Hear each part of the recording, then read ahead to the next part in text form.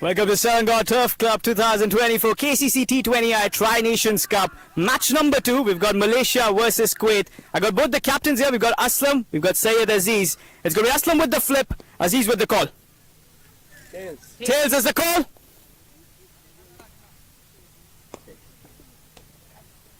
And tails it is. So Aziz, you won the toss. What are you going to do first? We'll have bowl first. What's the reason behind going for a bowling first? Did you see the match yesterday? That's the reason? Yeah, we certainly watched the match yesterday, and there's a bit of motion in the wicket and a sluggish outfield I could see, and we want to use that to our strength and get back into the game as progress. You've already got the home conditions advantage. You've played a lot of cricket here. So what is the score that you have in mind to restrict Kuwait? Certainly a reasonable one. I think under 50 will be really good to chase on this wicket. Well, I wish you all the luck for this game. Aslam, toss didn't go in your favour, but yesterday's match did. Batting first today, what's going to be the plan? What's a good score on your mind? And also that game win, first time beating Hong Kong in T20Is. How does that feeling sink in? Yeah, actually it's very, we long time we try to beat Hong Kong, but Alhamdulillah we did that one. So inshallah we look forward to move on with that, because that is a yesterday game. So from there finish now to the new game, we are coming with the new package. Any changes in the game? No, we are going same 11. What's a good score on your mind? Actually, with it's little bit challenge first 6 overs. So I think above 160 is good fighting score. Well, that's a good one. Good, the best. All the best to you. Well, you've heard the toss here. Malaysia win the toss and decide to go for a bowl first. See you with the live action coming up right away.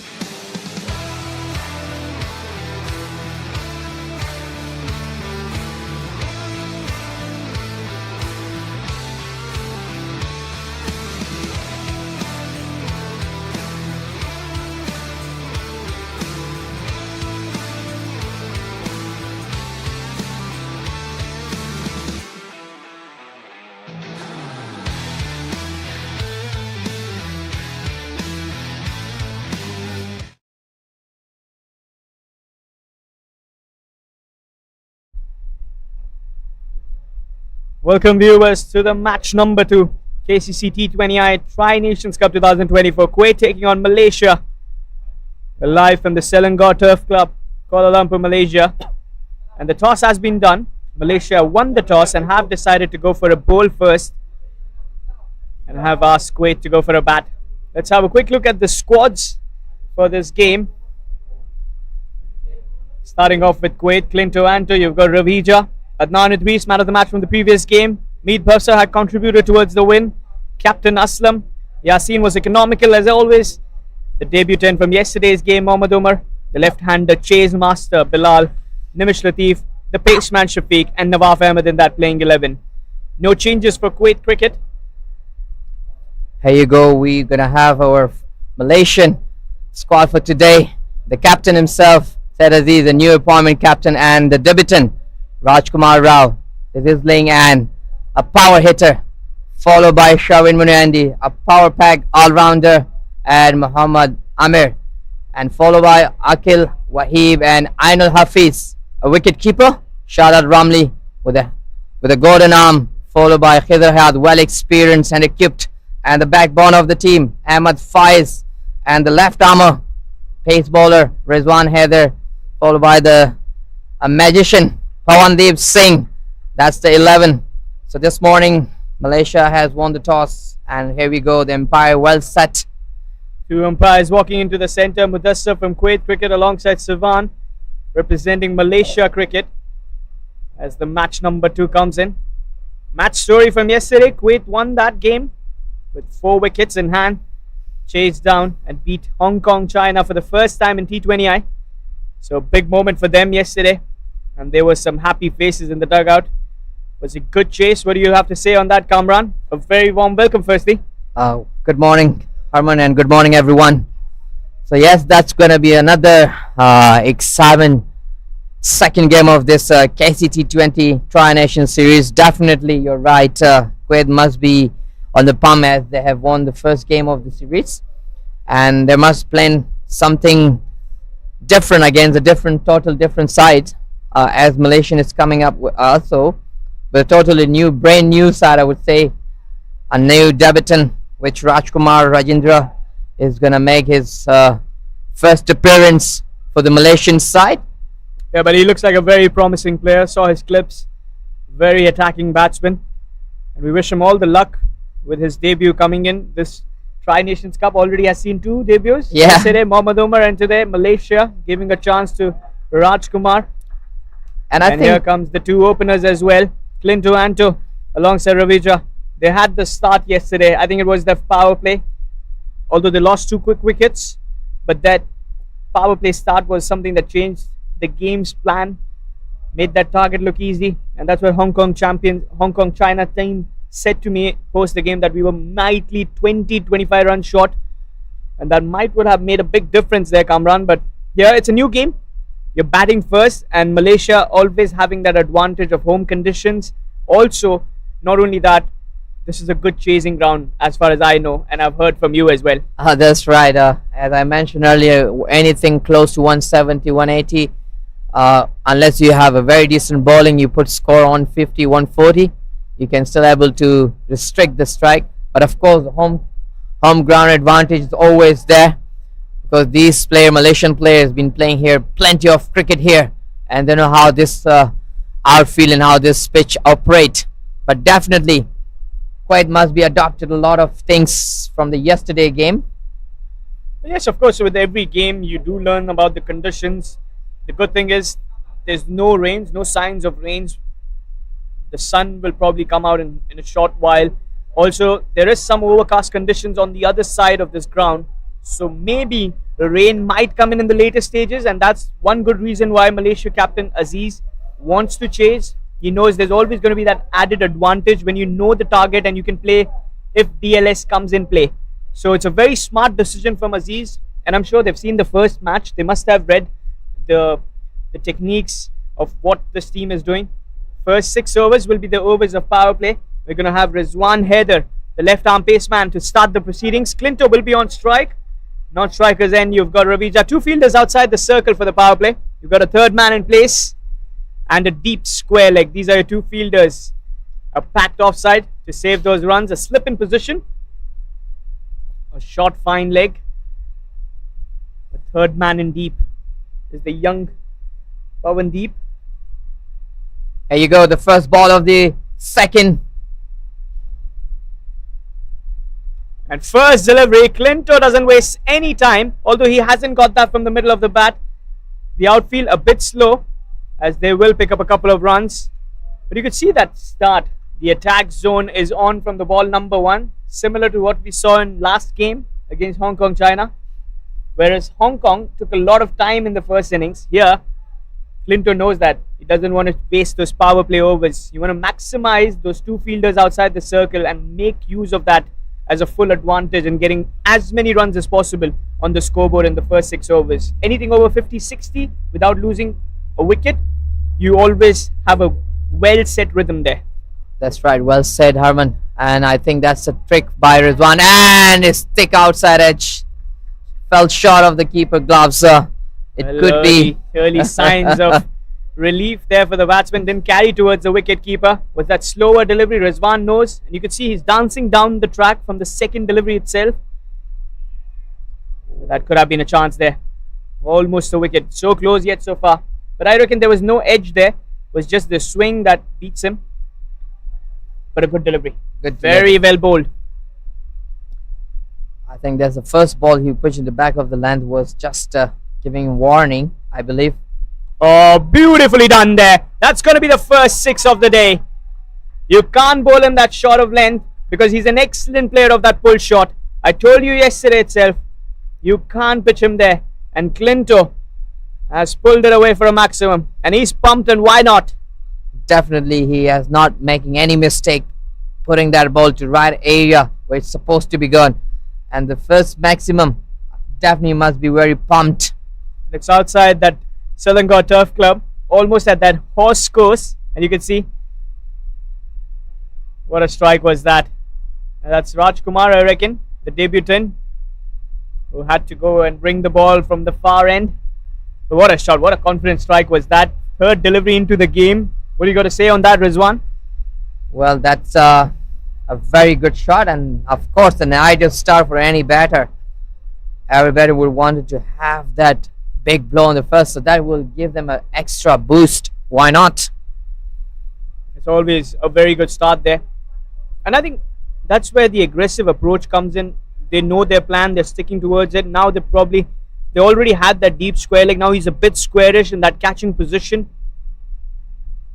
But I think the change of plan should come in. I think the first 6 overs, or maybe the first 2 overs, you might want to bowl a bit slower ones as well.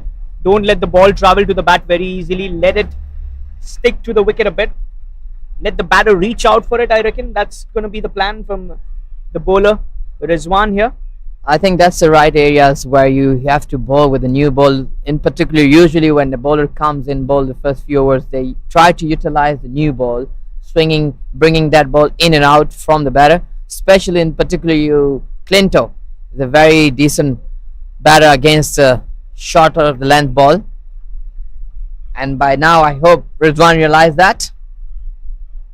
Well, of course, he knows that plan. You don't have fielders outside much.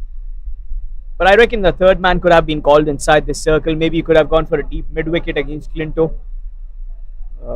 But here the idea is to get those edges, travel towards the third man.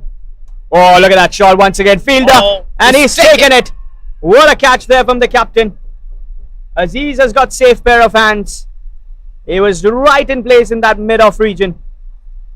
And that first wicket has come in. Rizwan has that last laugh in the end. Clinto again trying to go for that aerial route, trying to clear that infield. Let's have a look at it once again. But an excellent catch there. Perfectly timed jump. And that's the area that he's supposed to bowl, and he has got that man out. The dangerous man, Clinto, who has been roaring for a few balls, and Rizwan has taken full revenge. Well, yes.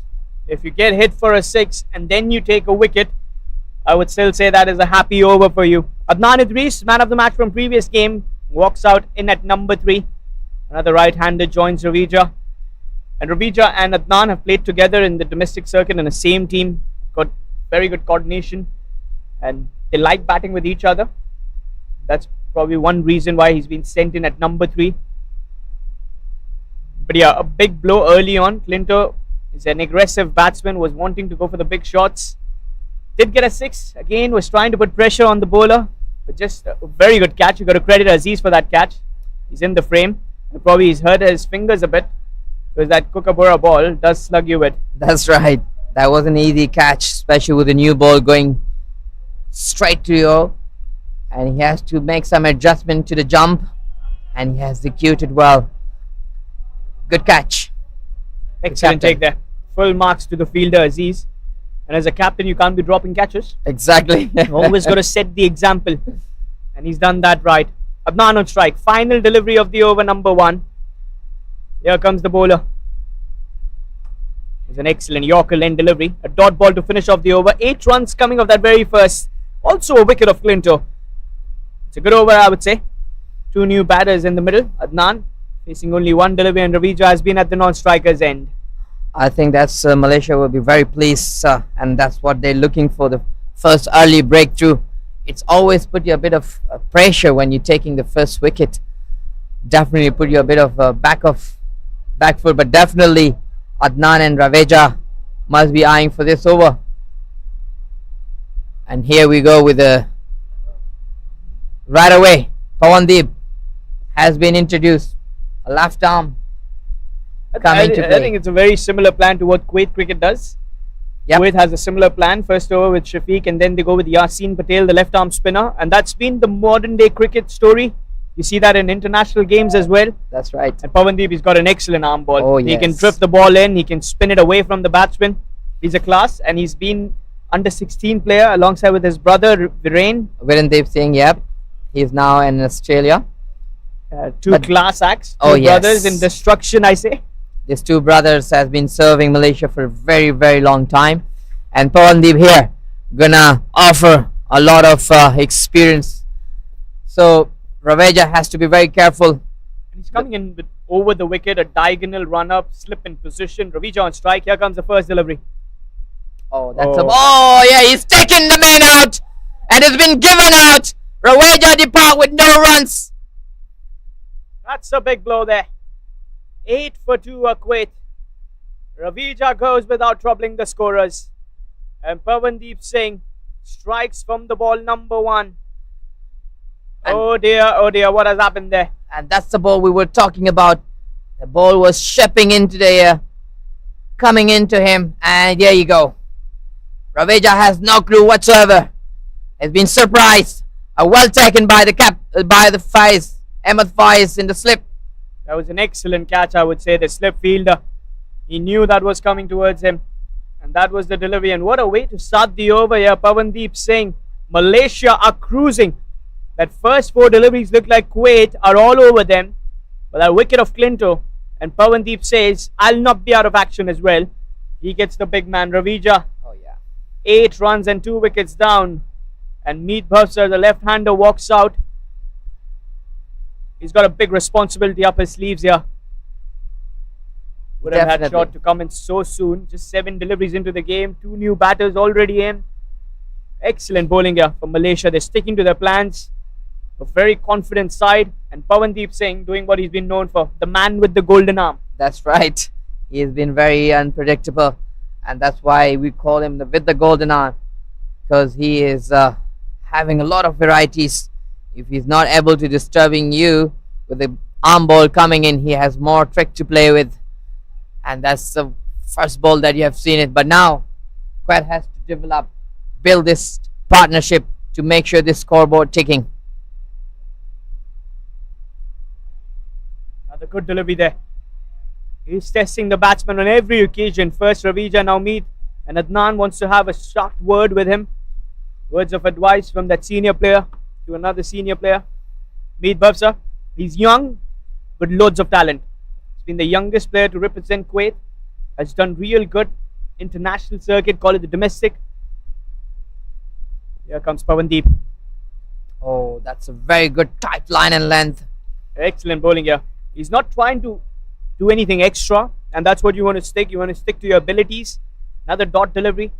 And here the batsman should just be very calm. Maybe play his overs out silently, because you can't play against the spinner who's doing some work with that ball. Another good shot, but there is a fielder, a point in position. Definitely, as I mentioned to you, Herman, earlier this before the toss, that Pawandeep is the guy who the Kuwait batter has to look into his arm very proper, because he doesn't allow any room for the batter to hit that easy. This is an excellent over here. A wicket and 5 dot deliveries. Can he bowl a wicket maiden? Pawandeep Singh. What a bowler. Very nice action. Very good follow through as well. And he's been consistent with his line and length. Good control over the ball.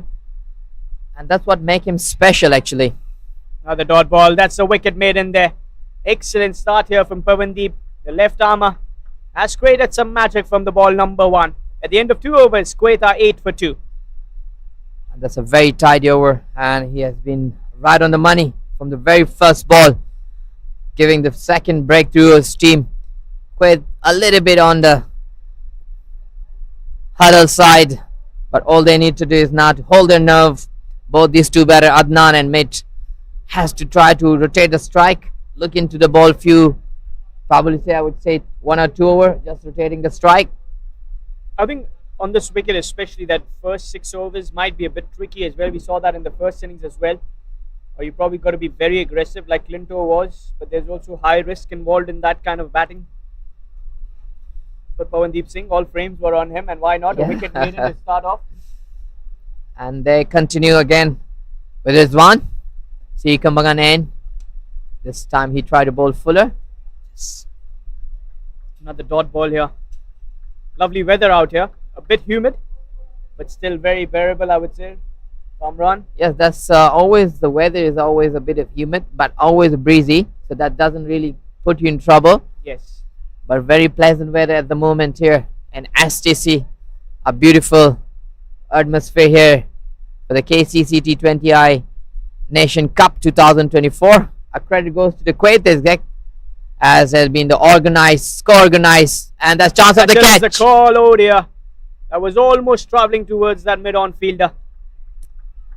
Was a chance there. And Rizwan, after that 1 wicket, has bring in that cough cut as well. He wants to get the wicket. He knows that plan now. He knows where to pitch. He did mistakes in the very first 4 deliveries, but after that, it's a very good comeback, I would say. He's done really, really well. You got to credit him for that.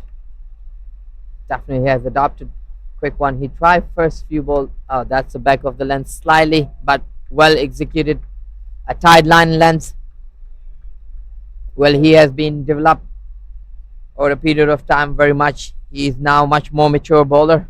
Yeah, he's done well. There's no doubt about that. 2.3 overs, 8 for 2, 3 dot deliveries. And Kuwait are looking to build this sinking ship. They need a partnership. That's a desperate need of the hour. Also, very important, Harman, to rotate the strike, because that will give them a bit of relief. If they're holding the strike from one side, it will build more pressure. Yeah, but also you got to credit the fielders. Yeah, they're on the toes. They're covering each other. They're not letting them take the singles, and that is where the batter makes a mistake. That desperation to get off the strike sometimes leads to an error-making mistake, and that's where they want to capitalize on as the Malaysia team. And I tell you, they have put the best fielder here, the vice captain of the side, Muhammad Amir Azim, in the point. He doesn't allow anyone that easy to take singles. He's one of the fine fielder here in Malaysia. And it's a very good field setup. Now they've got in a short mid-wicket in position as well to stop those singles on the leg side as well. They're sticking well to their plan. Rizwan is bowling well. Look at that. Another good save here. 5 dot deliveries. A very silent power play over so far. Now he's bowling to his splints. I think he has been asked to bowl the first few balls and try to put him in back foot, but he didn't really execute it. But after that, he's right on the money. So it's a good stop there from Akil Waheed. Good fielder. It's very fine fielder. Covering covers. One of the most busy areas, I would say. That's right. Catch it as the call, but that's going to be in the gap. They're going to look for 2 runs. And comfortable too. As the captain cuts it off. So a couple of runs coming off that over.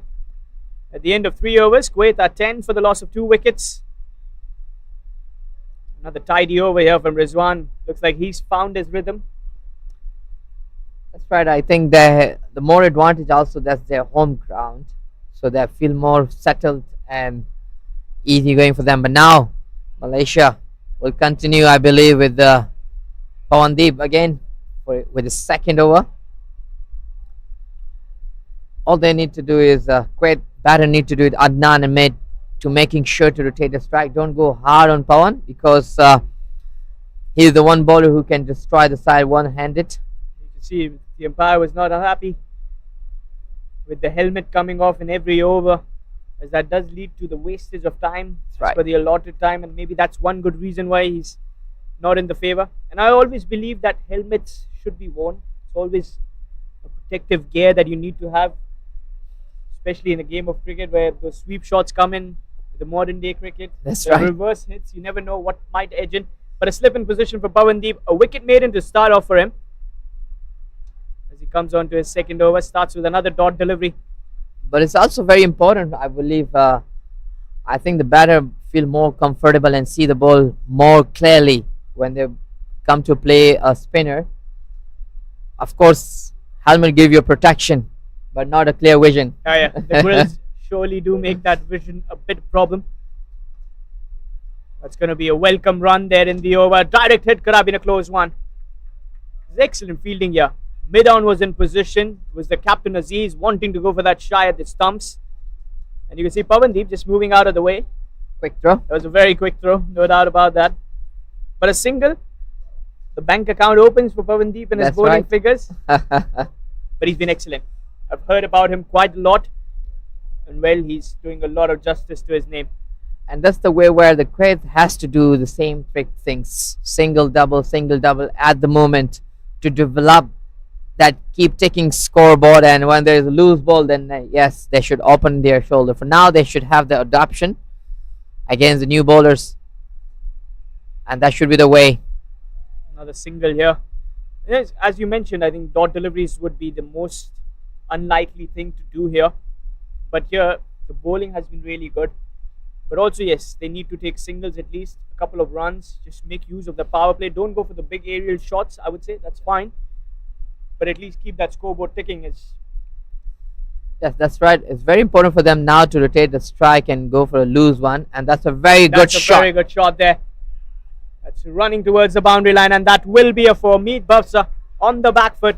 Slices that away. That Within was the zone to hit it. And he puts that away. Look at that shot once again. Slight width. And Meet is so good in that region. cut it well. Right. Split it two fielder in the middle. And it was much needed against a bowler like Pawandeep. You want to release that tensions off your sleeves. You hit him for a 4. The bowler now thinks differently. Yep. He might just want to experiment. But he's the kind of bowler he was strict to his plans. He's not gonna be. He's a tough guy. As far as I know him, definitely he's not gonna give up just to being hit one boundary. Let's see what he's gonna do for the next ball. And that's right.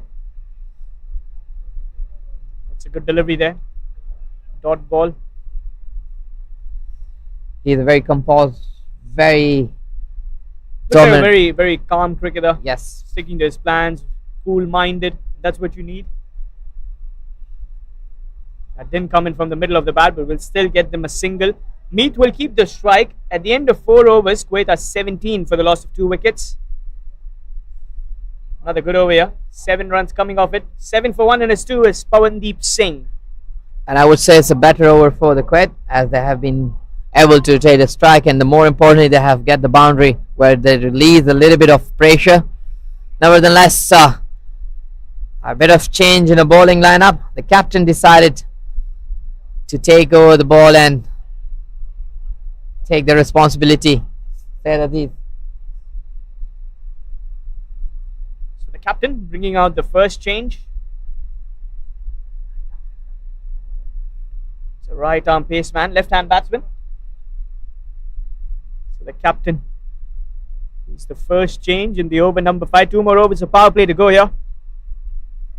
Kuwait would be wanting to put at least another 20-30 runs from here. They've gone for a deep backward point in position and a deep square leg. These are your 2 fielders for the captain, Aziz. Mid off, mid on. Shot mid wicket. Closing in those singles. Good point, backward point. Extra covers. And a short fine leg with Pawandeep Singh there. He's bowled really well. Here comes Aziz, the captain. And he starts over the wide delivery and they'll sneak it for that single. Meet has to rush in. And that desperate dive comes in. Excellent one. A wide plus that 1 run converted. And Adnan was blazing for that single. That's right. This is good. I think you want to put pressure on the fielders as well. You want them to bring in those overthrows. Pawandeep taking a shy at the non-striker's end.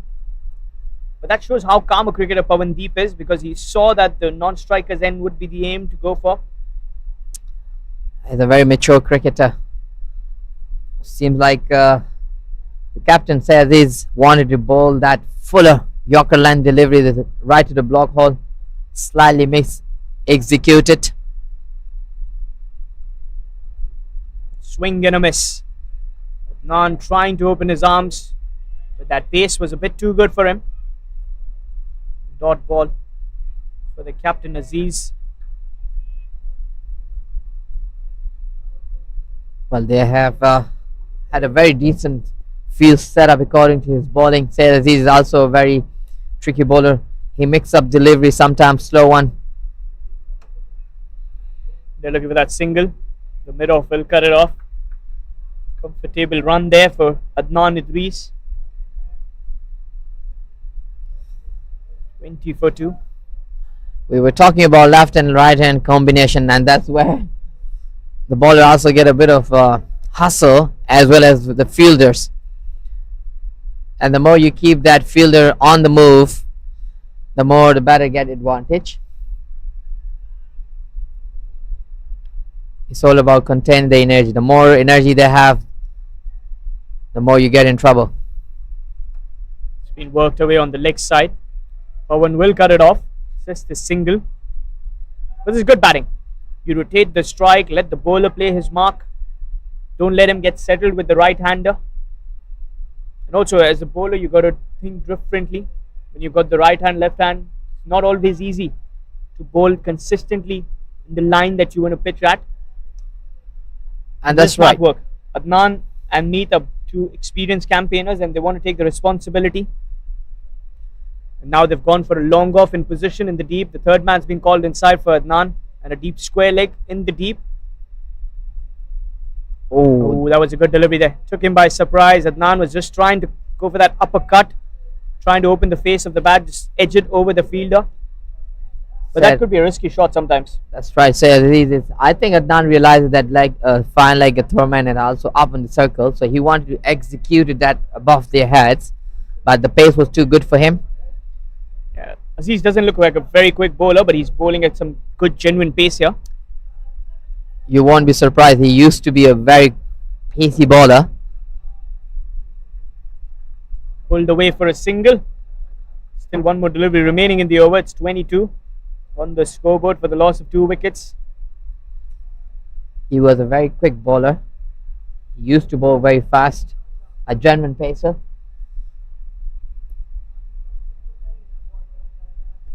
Meet's got 7 from 11. Adnan 5 from 12.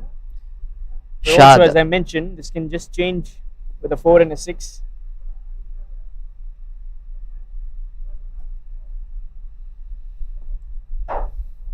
Last ball of the over. Another good delivery there. Sticking to that wide Yorker length. End of the over. 5 overs. 22 for the loss of 2. And last 6 deliveries of the power play coming up. So far, Malaysia will be more than happy with the way they've stuck to their plan.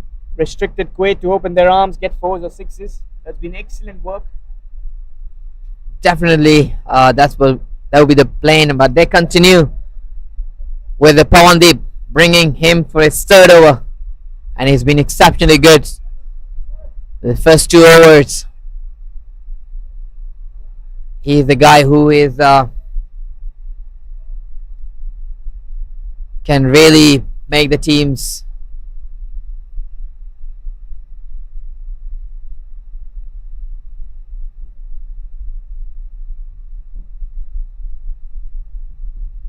In for his 3rd over, Pawandeep Singh. Golden horse end. And Adnan puts that away. That was effortlessly done. 1 bounce away for a boundary. And that's what you need to do against a bowler like Pawan. It was excellently picked away. He knew that the fine leg was inside the circle. It's also the last over of the power play, so you want to make use of that. Look at that shot once again sliding down the leg. and puts that away. Beautifully picked up from Adnan Idris. Very good shot, very executed shot. He knew the fielder is up in a circle. Safe shot.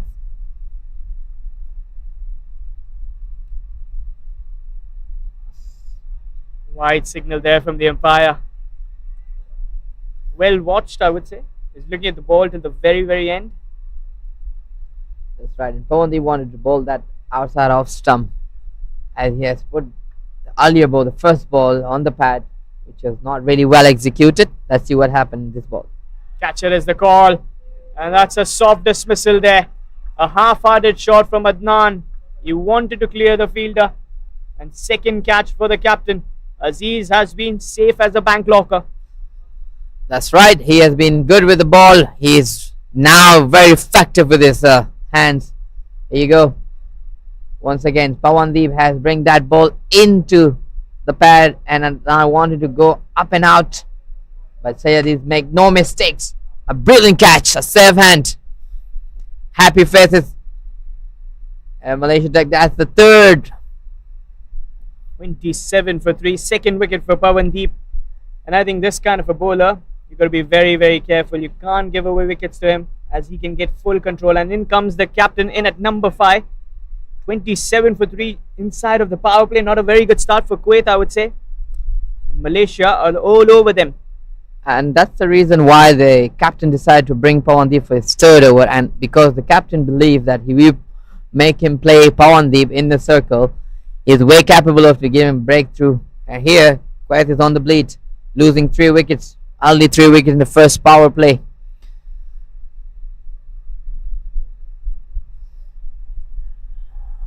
Twenty-seven for 3. Meet Bowser. 7 from 12. Aslam, the captain, comes in.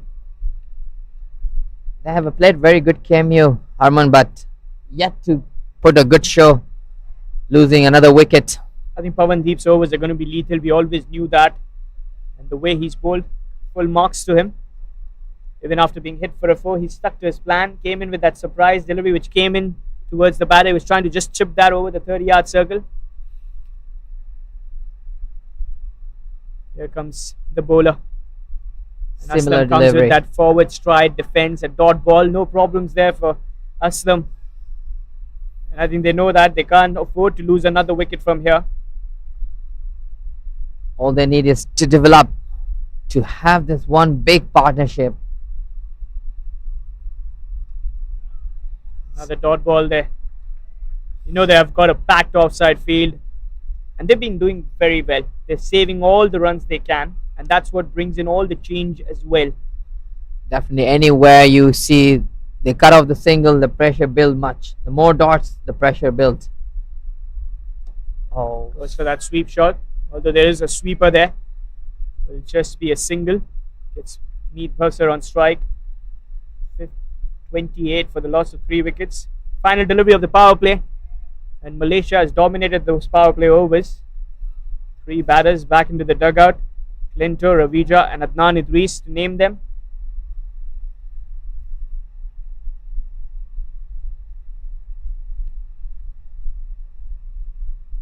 Pawandeep Singh bowling his last ball of the power play. They'll look for that single and they'll get that. Meet will keep the strike. 6 overs, 29 for the loss of 3 wickets is the scoreboard.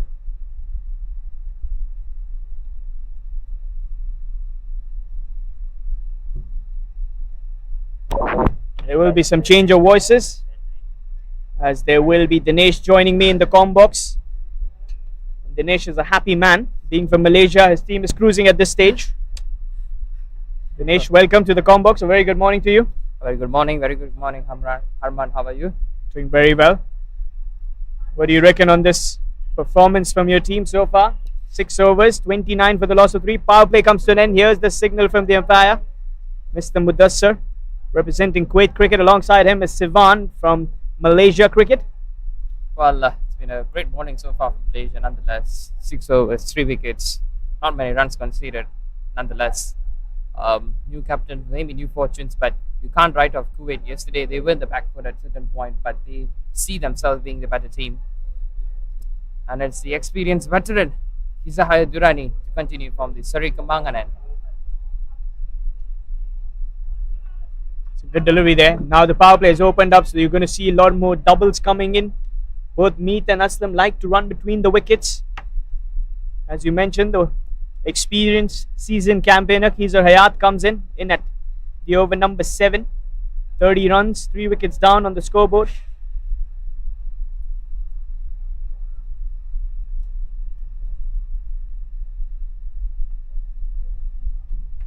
Aslam on strike against Khizar. 30 for the loss of 3 wickets. 6.1 overs of play. So opening the face of the bat. No, says the captain. Aslam to Meet. Dot ball. And dot balls have been a lot, way too many, I would say, with the way the conditions have been. Malaysia have been doing really well so far. 30 runs, 3 wickets down. They're always on the front seat. Worked away on the leg side. Pawan Deep coming in from the deep. He's pretty quick there. Yeah, absolutely. I mean, not many wides, not many extras being bowled, and very disciplined bowling. Boundaries has been a rarity, but most importantly is the fall of wickets that have really put Malaysia in the driver's seat. But nonetheless, Kuwait has a strong batting lineup, and with that batting lineup, you could rely on anyone. Well, they're scurrying for the second. It's a run-out chance. Dive comes and Meet. He's pretty quick. Excellent running between the wickets by the captain and Meet Bhavsar. 33 for the loss of 3 wickets.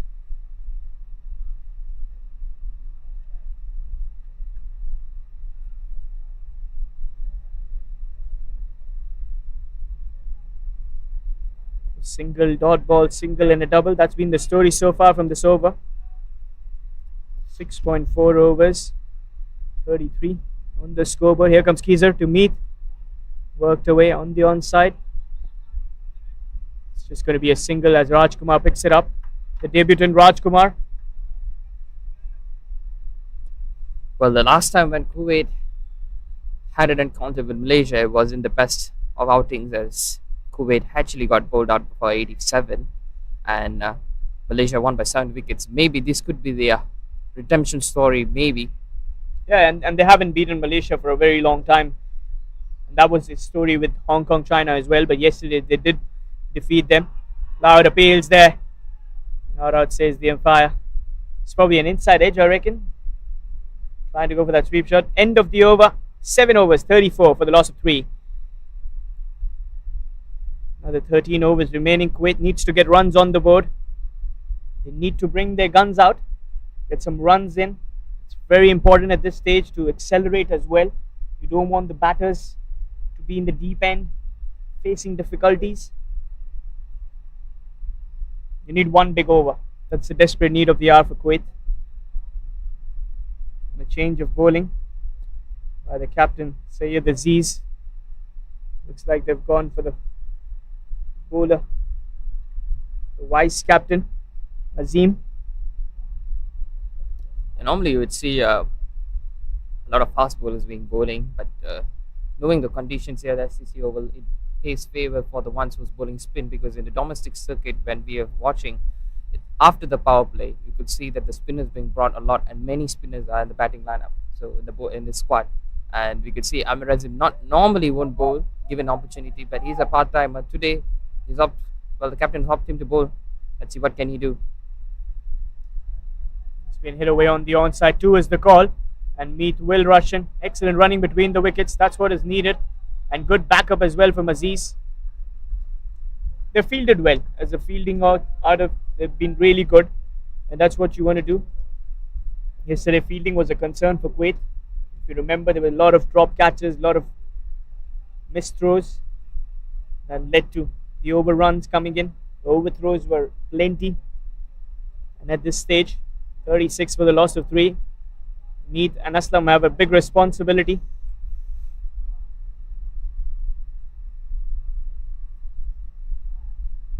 Well, he sliced it up. This should be taken, and yes, a leading edge towards a very fine square leg, and he takes a simple catch, safe as houses. And Amir Azim, the experiment has worked there to bring in Amir Azim. That did stick to the wicket, I reckon. He'll be disappointed trying to go for that pull shot, but didn't quite connect it. and the fielder was making no mistakes there in the deep. Let's have a look at the replay there. Was sliding down the leg side. That kind of a delivery should have been put away, but didn't get the connection, and fielder had no problems taking that catch. Another wicket bites the dust. Kuwait in troubles now, 36 for the loss of 4 wickets. Malaysia are having a happy outing. Nimish Latif, the left-hander, walks out. Another left-hander comes in to replace Meath.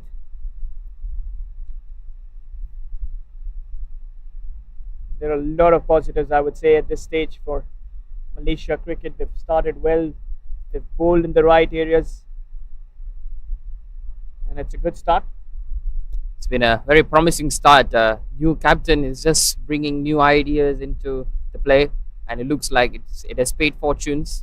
And I think this is the mindset that they should be going forward for from now on. Just be straightforward, nothing more, nothing too extravagant.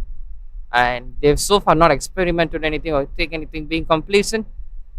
They've been right on the money from the very start.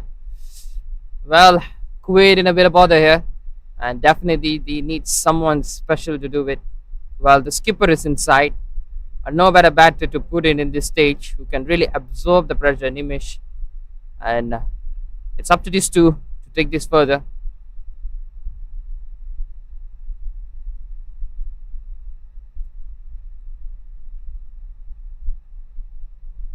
Well, yes, Nimish Latif, the left-hander, walking out in the centre in at number 6.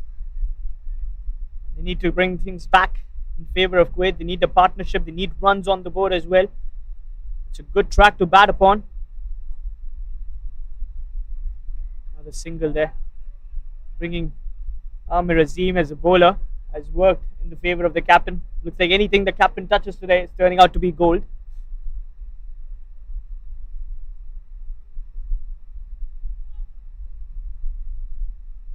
That's what happens if you lose 3 wickets inside of the power play. As a batting unit, it becomes difficult for you to come back, and as a bowling unit, they make use of that and put extra pressure on the upcoming batters. Another dot ball there. He's bowled really well. The spinners are doing the trick. They're spinning the web against the batters. Here comes the final delivery of the over. Guided there towards the long off region for a quick single. End of the over, number 8. A successful over for Amir Azim. Just giving away 4 runs and picking up a wicket as well. A big wicket of Meath Bhavsa. It's 38 for the loss of 4 wickets in 8 overs play. Yep, so far we could see that Kuwait batters are not taking any risks. They ought to take risks. They are not playing the big shot as they were playing yesterday. Maybe it's a sort of the way that Malaysia have been bowling. They've opposed a lot of threats, asking a lot of questions as a batter at the batters. And maybe that's why they aren't unleashing the fireworks yet. They're waiting for the right time to pounce.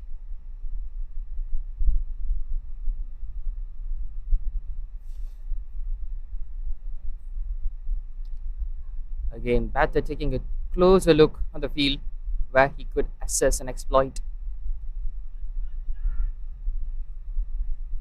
The quick single there. He's a Hayat into his second over. None for 5 in the first that he bowled previously.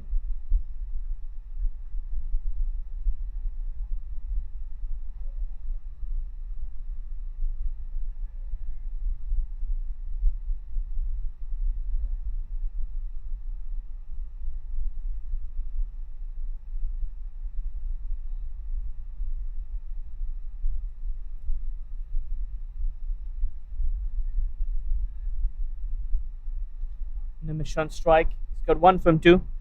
He's a Rayat. He's a seasoned campaigner. He's bowled well. He's done well.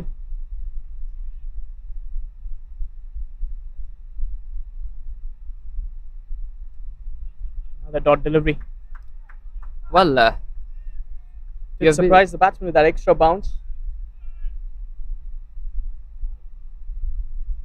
39 for 4, 8.2 overs. Worked away, but the keeper gets to it. Could have been a very risky run had they gone for that. Good call there from the captain Aslam. So Dinesh, what do you reckon on this? Malaysia bowling really well, sticking to the plans. doing what the coach asked them for. Another single. Excellent fielding here. Coming in from the deep. They want to save every run. And that's been the story of today's game. They've fielded well. They've bowled well in the power play. They haven't given extra width on offer. They've kept their line pretty close to the stumps. Cut away for a quick single. Good running. Well, you ask what you reckon about this team. I mean, so far, what they've done is pretty simple. Just bowl stump to stump. If he lands on the wickets, it's a wicket. Make the batsman do what he has to do. Just play. It's been very straightforward for Malaysia. We haven't seen anything cheeky or anything creative yet. They're just sticking to the plans, as you said. Not doing anything much than that. You could see very simple bowling. Pitch it in the line, perfect length, and let the ball do its work. And so far, that has been the story so far. 9 overs, 41 for 4. Another good over here from Kizohaya. Just 3 runs coming off it. 11 overs remaining for Kuwait. And there's a lot of work to be done. The way they're going here. Another over for the vice captain Aziz. And why not? Picking up a wicket in his very first over. Although he's a part-time bowler, but he's done well. And the captain Aziz has got a broad smile on his face. And why not? As a captain, he's taken 2 very good catches. He's rotated his bowlers well. Field plan has been excellent. Got a deep mid wicket, a deep square leg, long on, long off,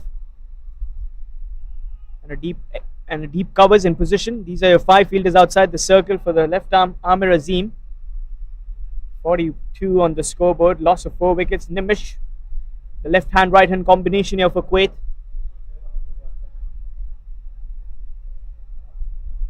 Well, you've been. It has gone big. Man at the deep settles it, takes the catch. Pawandeep was not dropping. Half of the side back into the dugout with only 42 on the board. And the man Amir Azim, who's a part-time bowler, he's striking gold. He's picked up his 2nd wicket in his 2nd over. And Nimish Latif departs, trying to go for that sweep. Finds the fielder in the deep. And Pawandeep will not drop those. He's an excellent player. A class apart. The youngster who's played for under 16, under 19 Malaysia. And he's been making his mark here as well. Well, again, it's a full one. I think he's inviting him to hit. He said, well, you're not going to come after me. I'm going to come after you. So he's taken the challenge and the bowler wins the competition right here. So Amir Azim picks up his 2nd. Normally, a left arm leggy today has been bowling off spin and it's really paid dividends so far. Well, changing plans. It's been a fine morning, new fortunes for Malaysia, but a precarious state for Kuwait. And with that, it will be drinks. Stay tuned with us after the short break.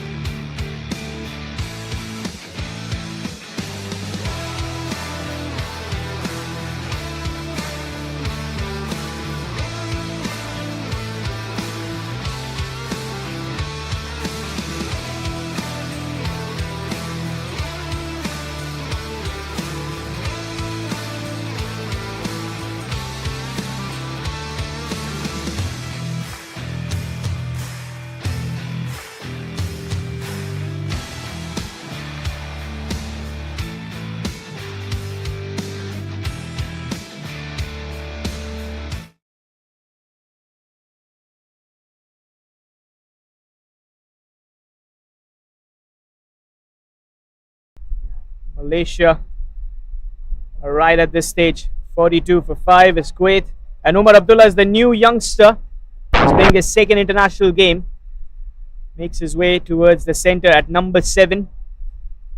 Can he bring out a good knock here, which his team requires? Not a very similar story for Kuwait as they had yesterday. They were cruising at this stage. But again, Malaysia has always been at the top. And as I mentioned in the drinks break as well, you've got to credit the captain with the way he's rotated the bowlers. The fielders have done really well. And bowlers like Pawandeep have been lethal.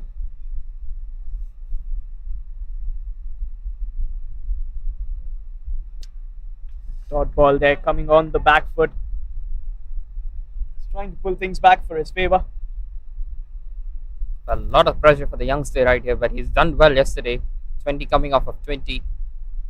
Gets off the mark there with a single towards that long off region.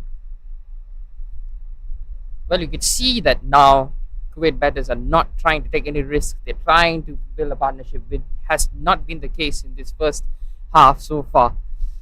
Try to build one and then suddenly a wicket falls out of nowhere, because when they try to pile out dots and maybe those singles, I think Malaysia are not concerned about that. There's one big hits or two, and it's then where the bowlers get annoyed. And so far, there's no hurdles in the way of the bowlers yet. This is that run up there. Dead ball signal from the umpire Sivan, representing Malaysia cricket. Alongside him is Rasul, umpire from Kuwait cricket. Here comes the last delivery of the over number 10. And off the back foot, wants that single, will get that single. So end of the over number 10, 44 for the loss of 5 wickets is Kuwait. There will be a change of voice. Well, you'll be Mr. Shaidu is going to join us on board. And welcome on board, Mr. Shaidu. How are you doing? How's your morning so far? Hi, a pretty good morning. Good morning, everyone. Yes, halfway through the innings, Malaysia are having the upper hand. They have got half of the Kuwait side back into the dugout. 44 for 5. Some worried faces there in the Kuwait dugout. Most of the batters were expected to score some runs today have not been able to contribute for the team. Khizar Hayat to continue. That's cut away. Brilliant fielding there. Mix up. This could be a run out. Wow. And he's gone. Easy run out there. Miscommunication between both the batters. Well, The captain Mohammad Aslam, he was just ball watching, and the non-striker just went for the run. Terrible mix-up.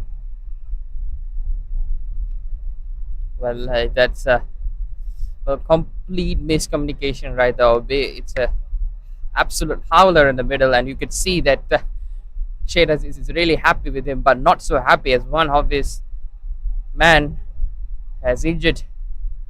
Well, along the way, I think we're trying to feel that a big leap towards the ball, and looks like he's just brushed his tip of his leg and maybe has cramped himself, but he looks fine now.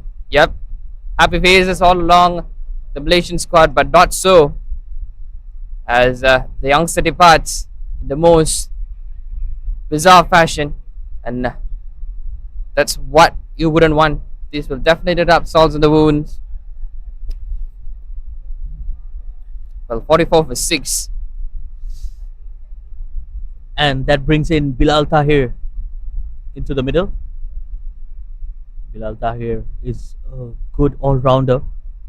He could be trying to build up a partnership here with the captain, Mohammad Aslam, who is still there.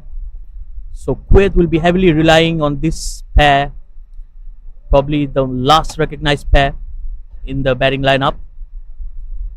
So probably they will try to build up a partnership, score some runs in here, because on a pitch like this, you need to score a minimum of 140 to be challenging the Malaysian sides.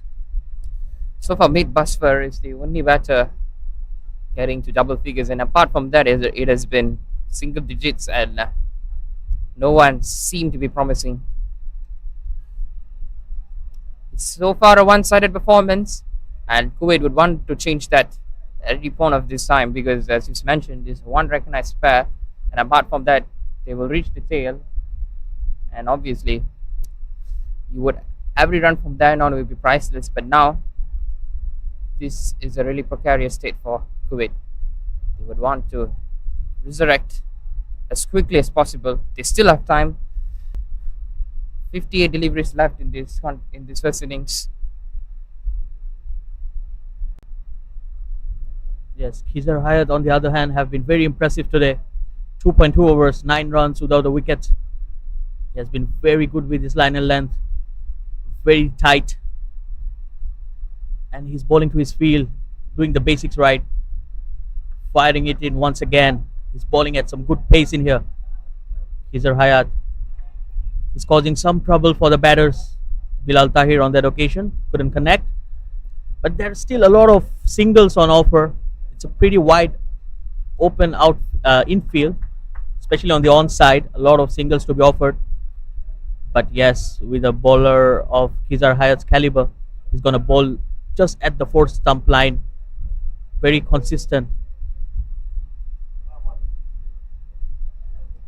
That's well bowled once again. Another dot delivery. Dot balls are piling up. This will create a lot of pressure on the batters. Only 9 overs to go after this, and Kuwait have a mountain to climb in here.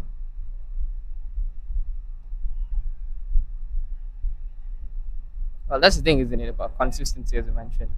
As a bowler, always be consistent but not predictable, because at times when you get too predictable, you'll be hit. But nonetheless, it's not been the case for Malaysia. They've been consistent in the line and length, but maybe at the lengths they bowl, they will be moving away, one that's come back in, one that goes away. So that is one trickery that the Malaysian batters have not planned, but also executed well. No matter how well you plan, the execution may fail at times, or you might not be according to your plans. Well, Malaysia have done exactly that. Ticks for all round fielding, bowling, and the enthusiasm that they've shown. Sorry is 6 wickets down for 46 and 11. How would Kuwait resurrect? And what a spell here from Amir Aziz. 2 overs, 7 runs and 2 wickets. Very economical. He has bowled a very good line and length, and he got that priceless wicket of Mead Bhavsar. We all have seen how Mead Bhavsar can be dangerous on his day. Likes to play his shots. Unfortunately for him, he went out cheaply today. A quick single taken there from Bilal Tahir. I believe that's something very important that both the batters need to do. They need to rotate the strike, get the scoreboard ticking in order to put on a good total in here. Amir Azim to continue. That's cut away by Mohammad Aslam. Just a single taken. So both the batters are just trying to steady the ship.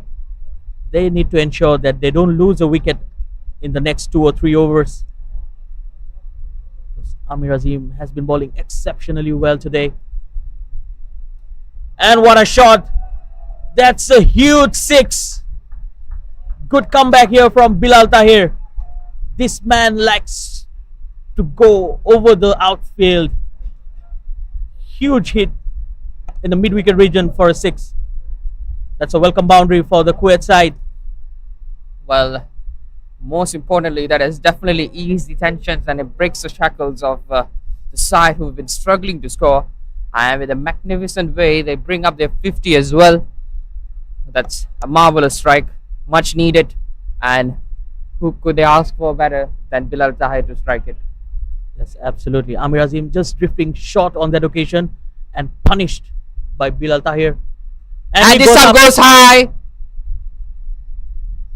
And an easy catch there. What a comeback there from Amir Azim. He gets his man after getting hit for a huge 6. He's a bowler who he likes to flight the ball. No, he's never afraid to get it on top of the batter. And that was a flighted delivery. He went for the shot, and probably it's the spin that took it away from him, taking a leading edge. And Bilal Tahir departs. Well, trying to take the attacking option here, I think he sort of feel that maybe I would want to take on the bowler rat again, but he maybe got over ambitious, and when you get over ambitious, you get being reckless at playing the shot, and that's what happened there. Well, not a bad idea, but it wasn't the best of ideas trying to take on a spinner who's been bowling really well. He drifted slightly short. Well, look at the scorecard there. The numbers tells you that they've been in par or maybe above par so far. 3 extras, and look at the bowling, the wickets taken. Yeah, none of the bowlers have been over 6 runs per over. I think that has been the highlight of the Malaysian bowling. Very consistent with the line and length, not giving away anything to the batters. So with a lot of dot balls piling up, it will always create that pressure and make the batter make those mistakes, which will cost them the wickets. And with that, Yasin Ishaq comes to the crease, gets off the mark with the first delivery. Well, what we witnessed here is a total batting collapse for Kuwait. None of their recognized batters could actually score runs or make the fielders being running errands or bowler being subtly different. It has been the bowlers. It's been bowlers dominated match at the moment. 55 for 7, 12 overs gone. They need a new hero or a savior to save them with a whole heap of trouble they are facing right now. Kuwait has been very good yesterday in the game against Hong Kong, China. It was the top order and middle order that really shined. A lot of 30s. All of the batters got a good start. Surprisingly, none of them could carry it to score a 50. But everyone contributed for the team, and probably that's where they have been lacking today. Credit goes to the Malaysian bowlers, no doubt. They have done an amazing job so far. Well, it looks like a deja vu for both the sides because the previous meeting around, Malaysia skittled Kuwait for 87, and it looks like a similar scenario, maybe even precarious. That this one goes high as he got the distance. Yup, couple of bounces into the ropes. I reckon it is. Umpire signals 4 runs. Very valuable for Mohammad Aslam as the skipper is hanging around there. It is sadly disappointing to see his fellow partners departing, but he's still there, and maybe he could repair the damage done. Nothing more than a captain's knock matters at this stage. Yes, Aslam is a very responsible batter.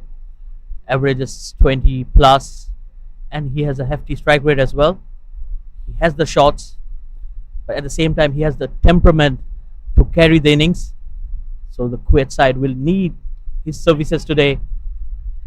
He's still out there trying to survive and score some runs for the team to put a competitive score on the table. On the other hand, the last 3 times that Kuwait and Malaysia have played, Malaysia have won all 3 encounters. So looks like Malaysia is having the upper hand even here today. That's again cut away, but straight to the fielder. Well done there by Rizwan Haider. Another dot delivery. A pretty good over so far, just 5 runs of it. Well, in this first separate occasion, there was 4 separate captains as well. So different leadership, but same result. Malaysia would want to make it 4, but obviously Kuwait wouldn't want to let anything go down the drain. Still doing their utmost to keep themselves alive. Well, at this stage, it is 61 for 7. Run rate is also a bit shaky.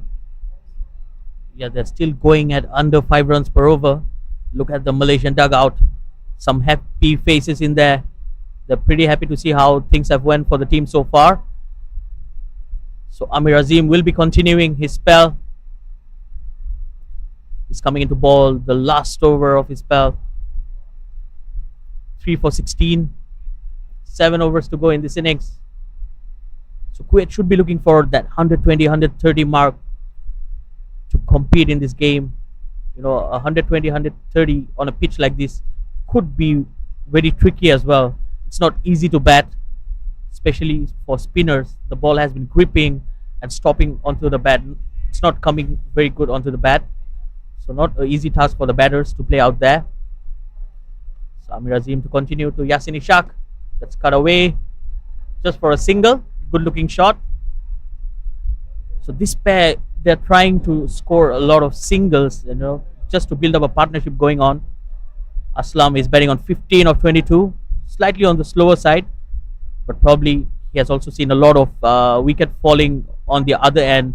So just trying to contain his wicket and make sure that he plays there till the end. Yep, highest scorer as well so far. 15. So that shows they've been slightly lackluster in the batting, but also this would be a good time for Malaysia to really leverage on what they could do, because it has not been the best of tournaments recently in the ACC T20 Premier Cup, finishing 5th, only claiming 2 points, and this could be their comeback story as well. Yes, I think this is a very important series for both the sides, especially with the ICC T20 qualifiers coming in a matter of couple of weeks. So they have very less time to prepare, and I think it's a perfect opportunity for all these players to have a go and have some good action, some good cricket. So it will be a very good preparation for both the sides. Amir Azim, just one delivery to end his spell. What a spell today. 20 runs, 3 wickets, and he finishes off with a dot ball. Brilliant spell here from Amir Azim. So after 14 overs, scored a 65 for 7.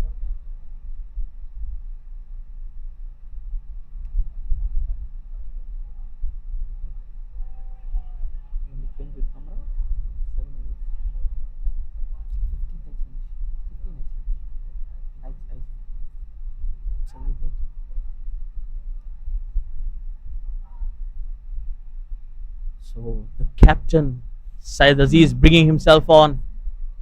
This will be an interesting change because Khizar Hayat was bowling exceptionally well. Syed Aziz decided to go for himself.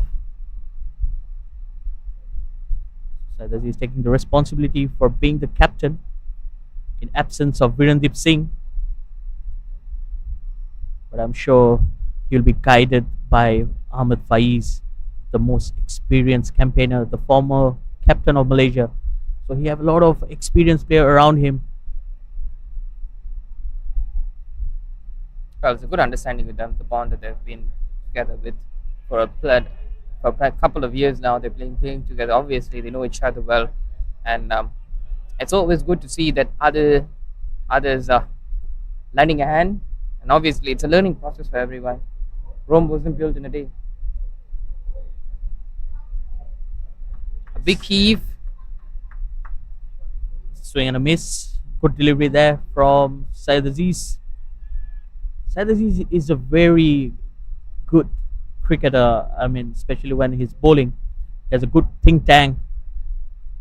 He has a lot of variation, likes to bowl the slower deliveries.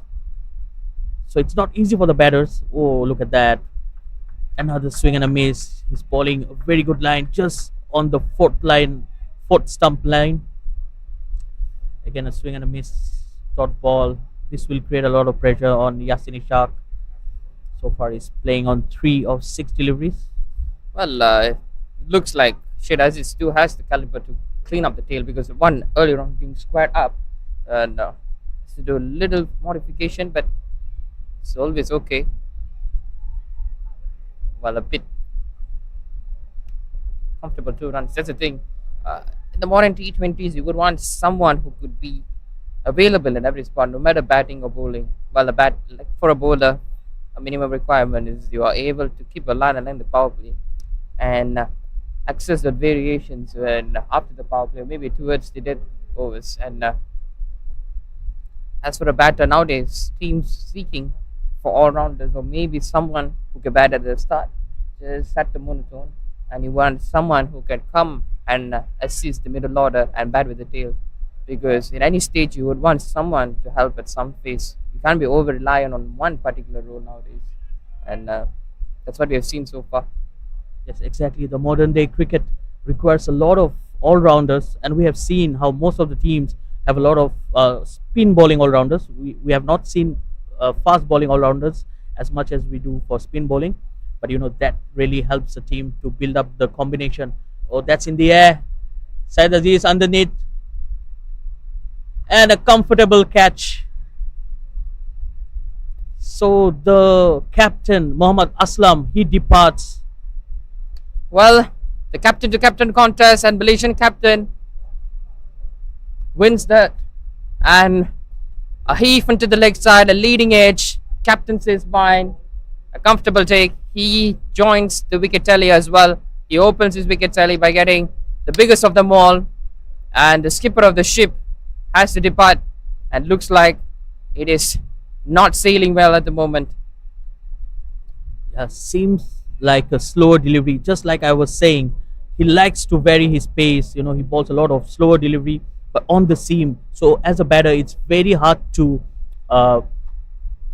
pick up his slower deliveries. So it's very well disguised. Well done there from the captain, Syed Aziz. And what a change in bowling, bringing up himself and getting that breakthrough, getting the danger man, Mohammad Aslam. Not only is backed his bowlers, he's backed himself as well, and it's been a really fine morning here for Malaysia. Everything has gone their way, not so for the opposition. The visitors have not seen anything special yet, nothing to be cheered for.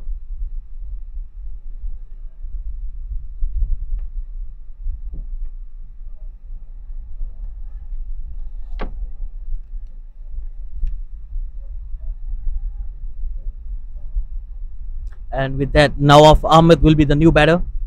He has walked in with his side in a lot of trouble. Another good delivery right into the block hole there from Syed Aziz. That's an excellent over, just 3 runs and a wicket. After 15 overs, Kuwait are 68 for 8. And with that, we'll have a change in commentary. We are having Mr. Kamran to join in. Welcome back, Kamran. So 15 overs, 68 for 8. Kuwait in a lot of trouble. What would you say about that? Well, of course, thank you very much. Of course, that's a trouble for the Kuwait. Kuwait on the bleed at the moment here, where Malaysian boys are cruising up. Very decent bowling, and of course, feeling is right on the money. Now Kuwait has to making sure utilize these 5 over. Pawandeep comes for his last over. Yes, Pawandeep have done a brilliant job today. He was the one at the start of the innings who have really put the shackles on the Kuwait batting, not giving any free runs, and he took those 2 important wickets as well. So this is a very important phase of the game. Kuwait just have 2 more wickets in hand. Attempted sweep shot, but that's a wide delivery, a wide call.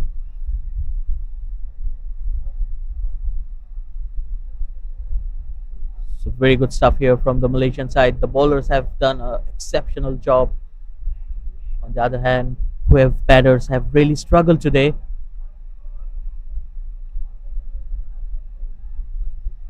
So another dot delivery in here. 70 for 8. The ex-captain Ahmed Faiz wearing the jersey number 12. Shahidur, what do you think will be the decent total for the Kuwait to bowl to Malaysian boys? Well, I was looking into 120 at least, because Malaysia, they bat really deep. They have a lot of all-rounders who can bat. So they have proper batters until number 8. So that's a very long, and that's a huge shout, and he's gone. Pawandeep Singh gets another wicket in here. Nawaf Ahmed departs, and Kuwait loses the 9th wicket for just 70 runs on the board. Pawandeep is playing here the magic, and the man role for the team. Happy faces. Let's have a look once again how that happened.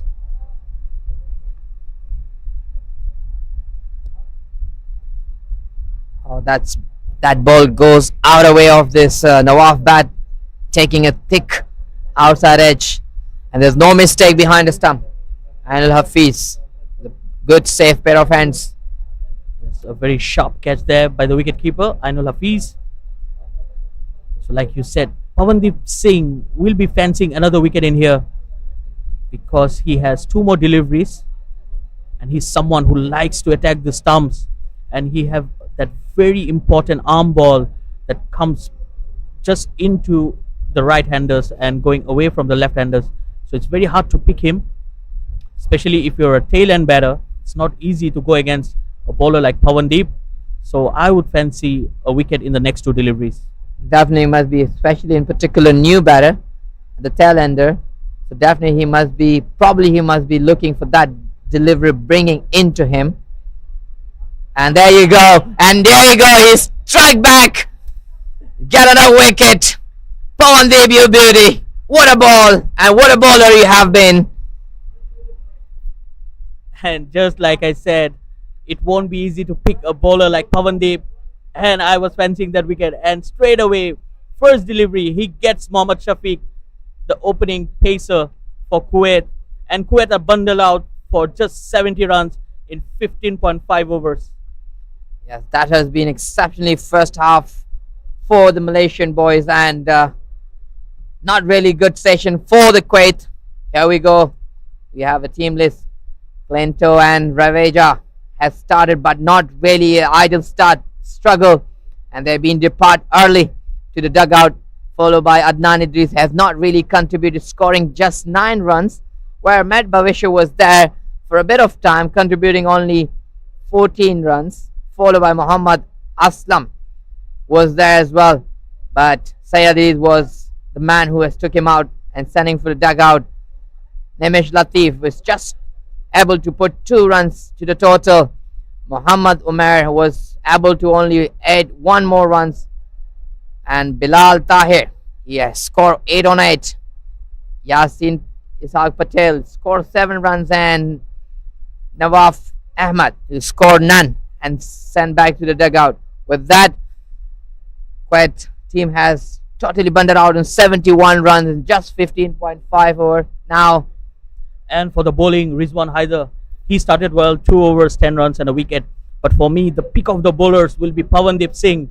Look at those numbers, 3.5 overs, 1 made in 16 runs and 4 wickets.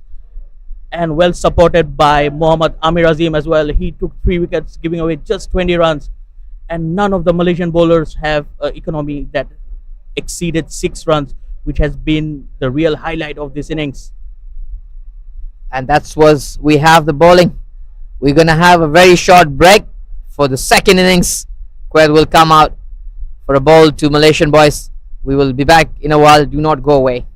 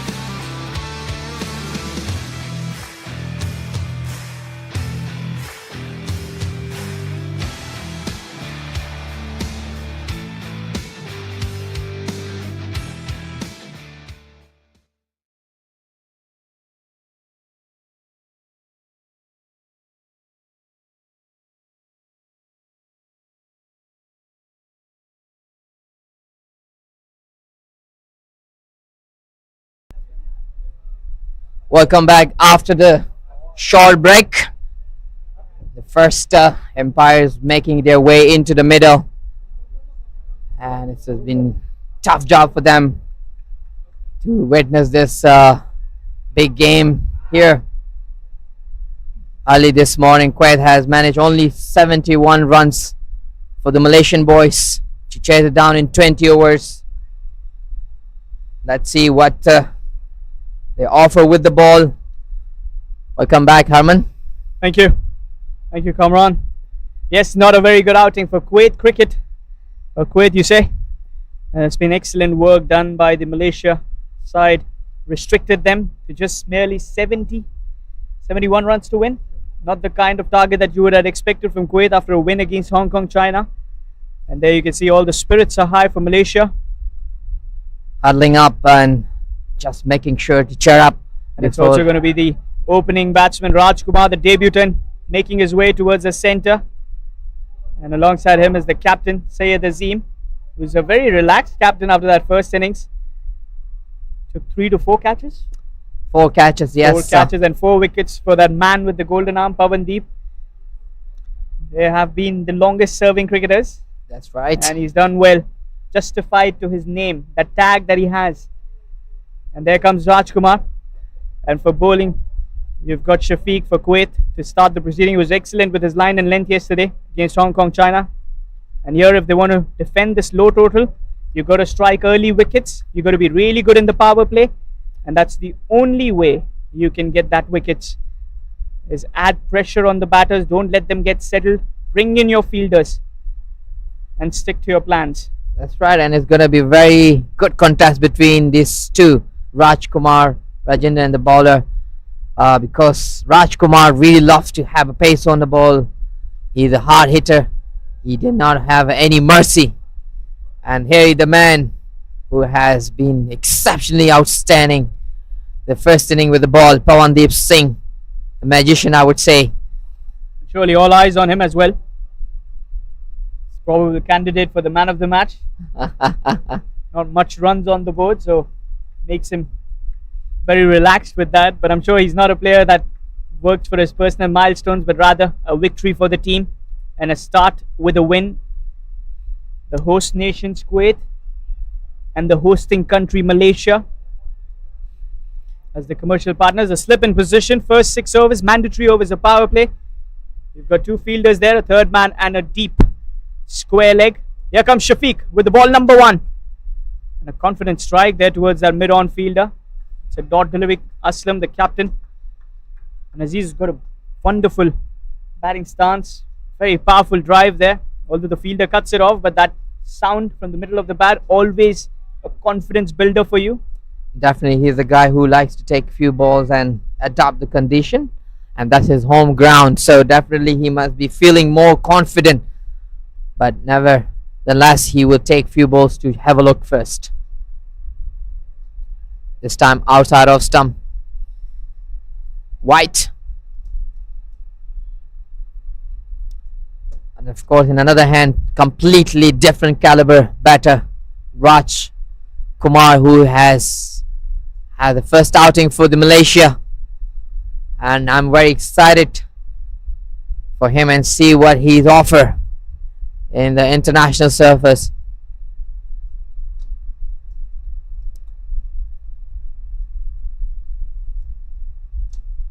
Shot of the length, just tucked away towards the deep mid wicket region for a single. There you go, Raj Kumar against Muhammad Shafiq. He's offering quite decent pace on the ball. And that's totally a new batter for the Kuwait boys. I'm not sure whether they have studied him or have seen him. Generally, if you're playing against a decent side, you have a bit of meeting a day before and plans what has to be done and who has to bowl to who and what kind of field has to be set. Well, I'm sure they must have had those meetings as the team. I'm sure all these 3 teams would have done the same. Probably you don't have much runs on the board, so you've got to be very careful with that. Oh, good delivery there. Trying to attack the body, cramping him for the room. That's the kind of length that might trouble this batter. Also playing his first match, so you know those nerves are always high. A debut match. But the good thing is, doesn't have much runs on the board to chase down. Kuwait, not a very good performance with the bat, 70 and bundled out. They've been very impressive yesterday in the first game against Hong Kong, China. They chased down a very high total, and that could be the boost for them, but they have not hold nerve. Seems like the batting first not their way. Oh, that's a lovely shot there, although there's a fielder there. It'll only be a single. Here the bowlers need to make plans, let them struggle in the early phases. Something similar to what Malaysia did. First 4 delivery looked like Kuwait was going to do same what they did last day. But then those wickets. First, there was that bowler who brought in that wicket, and he did a real good job. Rizwan Haider, and then you got Pawandeep, the man with golden arm, picking up the wicket of Ravija, and that's where things became even more difficult. There's a chance, catcher is the call. Oh, was a good effort there. A diving one. Not easy, those catches running backwards. Went for that full split dive. And Raj Kumar survives. Ravija, the fielder there. I'm sure with that shot, Raj Kumar must be breathed to his. I think excellent bowling here from Shafiq, trying to bowl towards the body of the batter. It's a very quick delivery. But a tough catch. Never easy. Would you call that as a drop catch? I would say a drop catch. This catch has to be taken. Yes. Here comes the final delivery. Another good delivery there. Excellent carry towards the keeper. End of over number 1. 6 runs coming off it. Whereas the required run rate is just around 3.39. And you got to be better than that at this stage. You don't have much runs on the board. Although it's a very good over, I would say. In the power play, anything under 6 or 7 works. Definitely. 6 without a loss on the scoreboard. If Kuwait wants to win this game, they have to make sure bowl to decent line and length, taking more wickets in the first power play, not to allowing any run singles, easy singles and boundaries. The early wickets and the more pressure they build in the first power play, they will get more chances. But nevertheless, the man who has been impressive with the ball, Yasin Ishaq, has been straight away brought into the take for the Sri Kembangan end, making sure his field is set according to his ball that he want to ball. Harman, what do you think, whether they have to be a more attacking field or have to also considering to secure the boundary? What do you reckon? Well, I think you know the power play is on. Try and defend those singles. Try picking up wickets early. There's a slip coming in for Yasin Patel. Here comes the first delivery. And Yasin's over will be really, really crucial. Maybe he can do something similar to what Pawandeep did. Only wickets in the early stages can make you a winner in this game. Not much runs on the board is always going to be a tricky defense for the bowlers.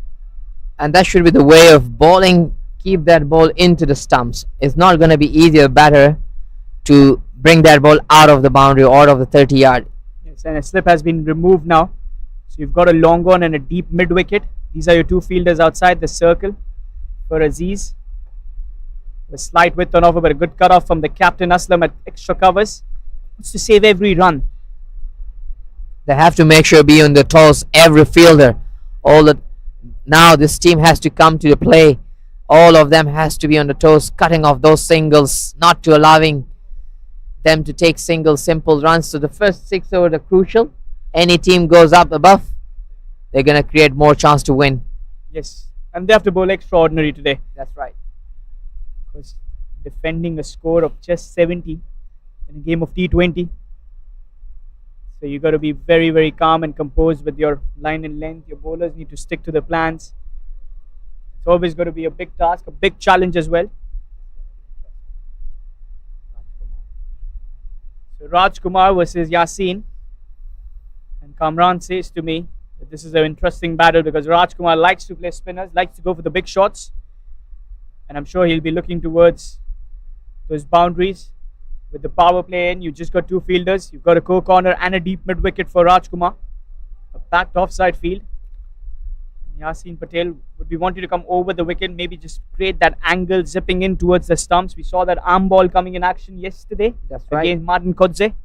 Pretty Went similar. through the defenses. Yep. It's an excellent delivery there.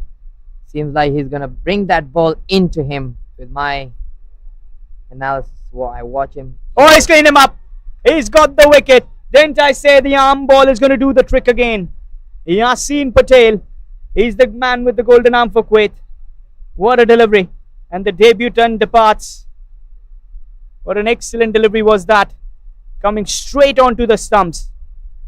He loves bowling against the right-handers with that angle on. And that's what I was talking about. I knew it. He's gonna bring that ball into him. The time he has switched the side for the Rajkumar Rao, and that has been a relief.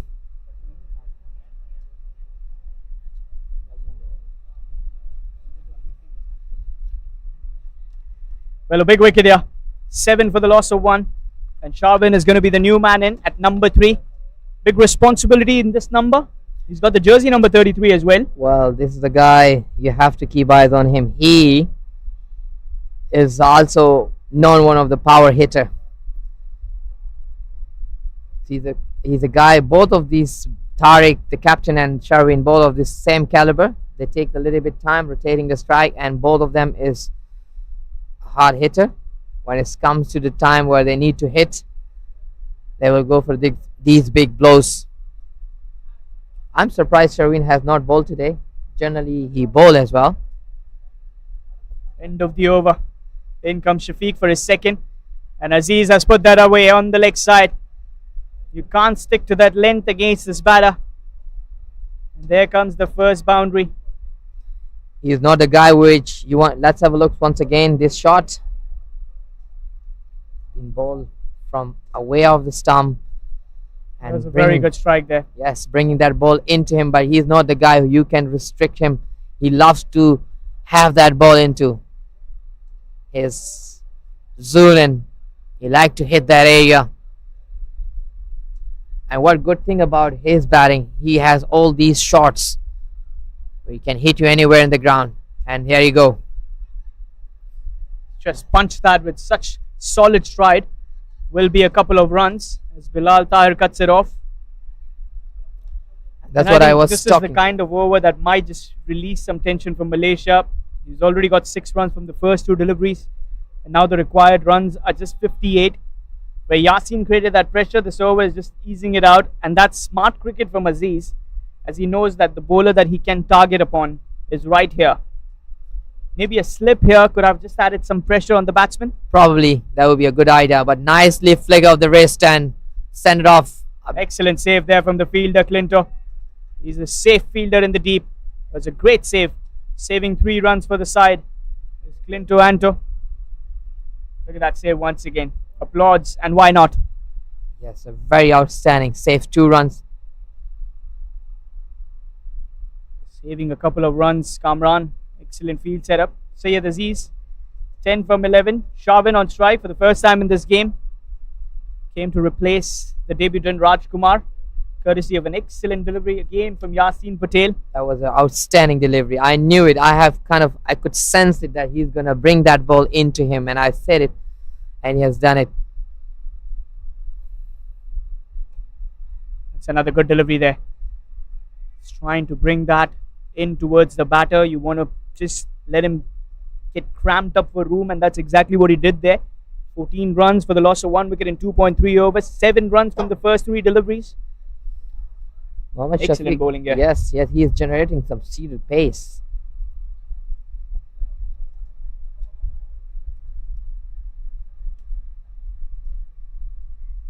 He likes to pitch the ball into the right areas, good length areas.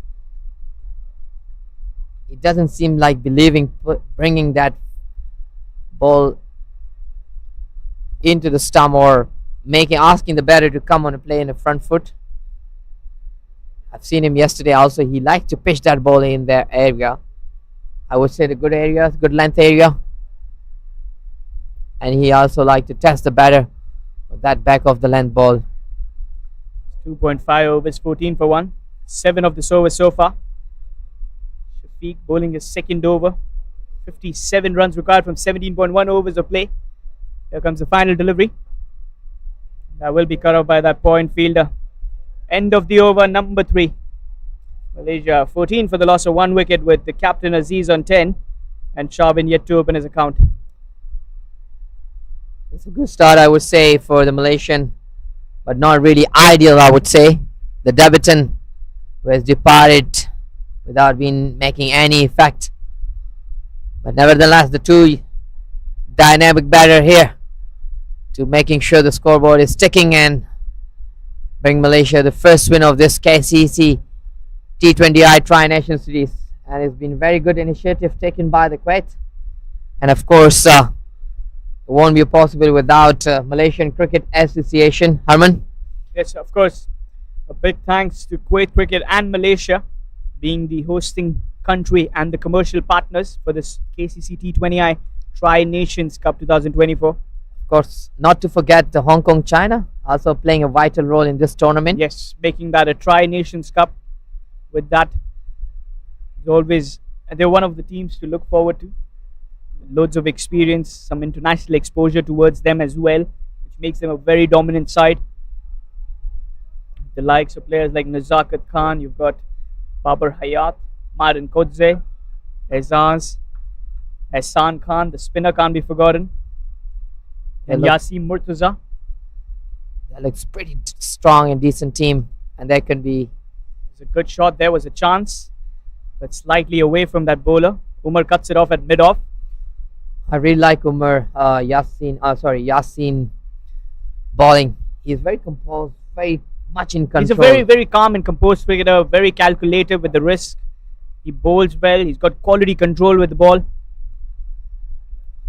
Very good bowling, a decent line and length. And yeah, he's been trying to just bowl that, try and get those stumps. And you got to stick to the plans. That's the most important things. You know, you bowl in those right areas, just try get the stumps tangled in. You want to hit that away, but you can't. So that's where the difference comes in, because he's been cramping him for the room. And he's very smart bowler. I've seen him. He's using the crease very well for the right-hander and for left-hander. He knows where to bowl and from where to bowl. It's a good fielding, yeah. You can see Shafiq comes in with the direct hit, but the batsman well inside the crease. And they know that. They need to field really well. I'm sure yesterday there was a lot of learnings for them. Although they won the game, but their fielding did let them down a bit. They could have stopped 20, 25 odd runs had they fielded really, really well. And tonight you see that change. Today you see that change. That's right. And you can see that Sun is also coming out really well. You see Aziz as he's trying to go for that big shot. 2 is the call, and he will get that comfortably. And these two are very good run between the wicket. You can't really catch them when they want to take 2 runs. You need to be very quick in the outfield to stop them from taking those 2 runs. And if you see, they're very calculative here, Aziz and Shabin. They know that the required run rate is just under 4, and they've already got those 4 runs in this over. And you don't have to play any calculative risk over here. You don't have to go for risk elevated shots either. Here comes Yasin. And Yasin is keeping that ball into the stumps, not allowing any with an offer. And it's a very decent. Look at his body language. I really like his body language. Everything seems very much in control. And that's the story of over number 4. Malaysia on 19 with 1 wicket lost. There's a lot of work to be done here for Kuwait if they want to come back in this game. 52 required from 16 overs of play. They were bundled out for 70 in their 15.5 overs. They could have played on the 20 overs. Maybe another 30 runs could have come in. That's right. As we said, 130, 120 is still a score that you can fight for. But there is not really, none of the batter has been staying there. Now the new bowler, Nimesh, has come to play from the Cotton Horse's end. He's also very good action, very deceptive. Comes into bowl in the power play. The sun's coming out bright, as you can see.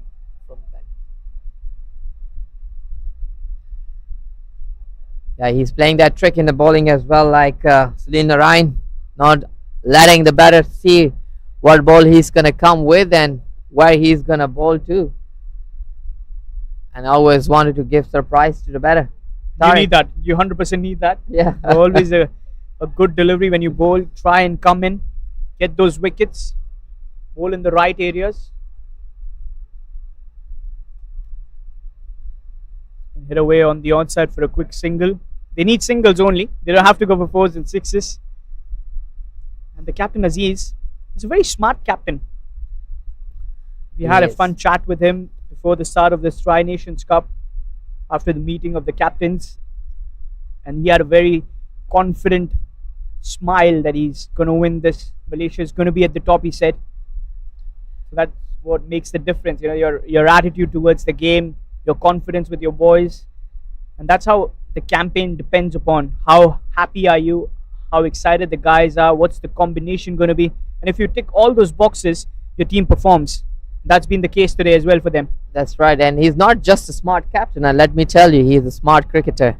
He's a smart batter. Yes, 100%. And that's the difference. You know, you got to bowl well. You got to rotate your bowlers. He did that. Field placement was excellent. As I said, that He has played good that one to strike there. Sherwin, has struck that, chases on, but just gonna cut off for 2 runs. And couple of I'm runs there. very surprised he has bringing a new bowler into the attack, not giving Sherwin bowling. Sherwin usually ball, but But I he's think smart his cricket. Yeah. experiment worked when Yep. he brought in the vice captain, and that was, I think, a very smart move. When he got Azim in, he picked up 3 wickets as well. Loud appeals there, sliding down the leg. They'll cut it off for a single. Probably there was a bat involved. That's why there's no signal from the umpire of the leg buys. Also, the ball is shaping away from the stump, so I think that's And why. I think Aslam should stick with another over with Yasin Patel, because they know that if they don't pick up wickets, this match might not go towards the end. Oh, that's a perfect shot there. Although it hasn't travelled well, but that's got enough legs on it to race towards the boundary line. Aziz with that confident strike, filling in the gap. As I said, he's a complete batter. He can hit anywhere in the ground. You give him anywhere, he will hit. Let's have a look. Give him some room. He knew that there is a gap, and he picked it very well, sending that ball for the 4 runs. Very well executed shot. Aziz is well settled, I would say, in the middle, scoring 19 runs, just 17 balls. Still the gap in offer. No field has changed. It's coming from the toe end of the bat. Will only be a single. Slight fumble from the fielder, but doesn't matter. It's going to be the end of over number 5. 28 for the loss of 1 wicket at this stage from Malaysia. Sherwin alongside Aziz.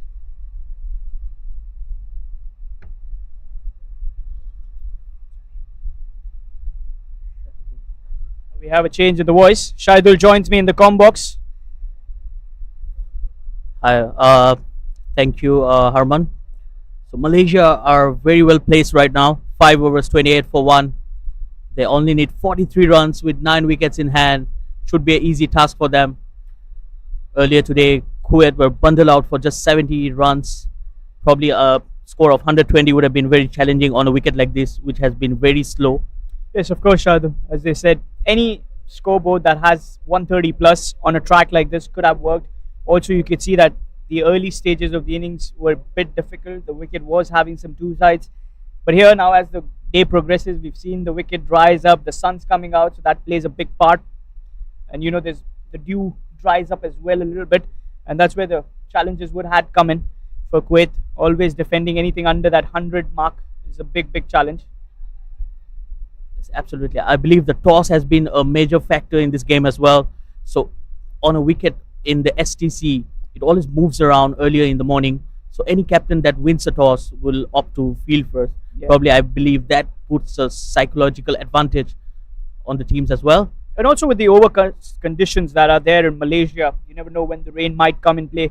So always chasing becomes an added advantage. You see that with your DLS might come in play, so you know the target that you're chasing. And of course, the first 6 overs are very tricky. We saw that in yesterday's game as well. Kuwait won the toss and decided to go for a bowl, and they chased down a good score of 169. which was not an easy one against a good quality bowling of the Hong Kong China side. It's going to be another dot ball. Yasin has been the pick of the bowlers, like Pawandeep was for Malaysia. Pawandeep, I would say, was exceptional with the way he bowled. Was too good. I've seen him from the early days, from his under 16, under 19 campaigns. He has been a lethal asset alongside his brother Vikramjit. Yes, absolutely. Pawandeep Singh has been an asset for Malaysian cricket. So he has that bowling action, which is very deceiving for any batters to pick up. He has a very good arm ball that comes in with the angle. So it's, as a batter, it's not very easy to pick him up. And that's cut away. He becomes an even better bowler because he can bring the ball in and out. And that's where the added advantage comes in with Pawan. He's a very deceiving bowler, very plain action. Absolutely. Nothing extraordinary, but that's really well bowled. That's the quality. And he's picked up 4 wickets. That's probably the pick of the bowler today. And take nothing away from Yasin as well. He has been very good with his line and length. Yasin has been very consistent as well. Same to what Pawandeep has done for Malaysia. Yasin has been that kind of power play bowler who's picked up wickets, and in those power play conditions, if you pick up early wickets, is always a good one. We saw that in the first innings as well, where Kuwait were 3 down for merely 20 on the board. Yes, I believe Kuwait needs a couple of wickets at least to get back into the game. That's aerial, and that will run away for a boundary. The fielder gives it a chase, but the ball wins it. So the end of the over with a 4. 3 overs, 12 for 1 is Yasin. And Malaysia are 34 for the loss of 1 wicket. Look at that shot once again, just with that gap, clearing the aerial route. And it had enough pace on it to get towards the boundary line. 6 overs, 34 for the 1 wicket that they've lost. Aziz is cruising, captain leading from the front. As a prime example, there comes the signal from the umpire. 5 fielders will now be allowed outside the 30-yard circle. Yes, absolutely. Said Aziz, he likes to play his shots. He's a very positive batter, not afraid to take the aerial route. So now Malaysia needs only 37 of the next 14 overs. The required rate is way below 3. So they don't need to take any risk for the time being. And Said Aziz is well set there and well supported by Sherwin Muniandi as well, playing the anchor role in this partnership. So both these batters would try to spend some time out there because it's a very important series, especially when the ICC qualifiers are just knocking at the door. So I believe this series will be very important for these players for the preparation. Yes, 100%. It's very important for your preparation. You get to know the conditions, how this would behave, and I'm sure this is a prime, and you want to win it. Just going before the ICC qualifiers, you want to win this. Good stop there from the fielder, Adnan Idris, as Nimish comes on to bowl his second over. With the power play ending, you've got 5 fielders outside the 30-yard circle. A deep mid-wicket. Got a deep fine leg in position. Deep extra covers, long on and long off. These are your 5 fielders outside the 30-yard circle. Here comes Nimish. That's a good delivery. Pick up a single. Quick single taken there, down the ground. So I've been really following Kuwait cricket because they were here in Malaysia last year. So I have met a few talent, especially Mid Bafsar. I was very impressed with him. He was just 19 years old last year. Wicketkeeper batsman, right? Yeah, I mean, I love the way he bats. Even he played a good innings yesterday. Looked good today as well. Unfortunately for him, he departed off a very loose shot, I would say. Nothing delivery from Amir Azim, got a leading edge and got out. And probably he was probably the second batter who got into the double figures today. Yeah. So apart from him, only the captain Mohammad Aslam was into double figures. So batters have not really been contributing today. But this Kuwait side is very formidable. They have a very good balanced side, I would say. Yeah, they're a good strong side. Of course, there are days in and days out in a game of cricket. Just call it, the combinations didn't work today. Wickets kept on falling, and all credits to the Malaysia side with the way they rotated the bowlers. The bowlers picked up wickets. They didn't give away runs. Those dot deliveries is always a crime, I would say, because that's where batters make mistakes. That desperation to get off the mark leads on to that mistake. Oh, that was a chance there. Slightly away from Nimish Latif. Will be a single.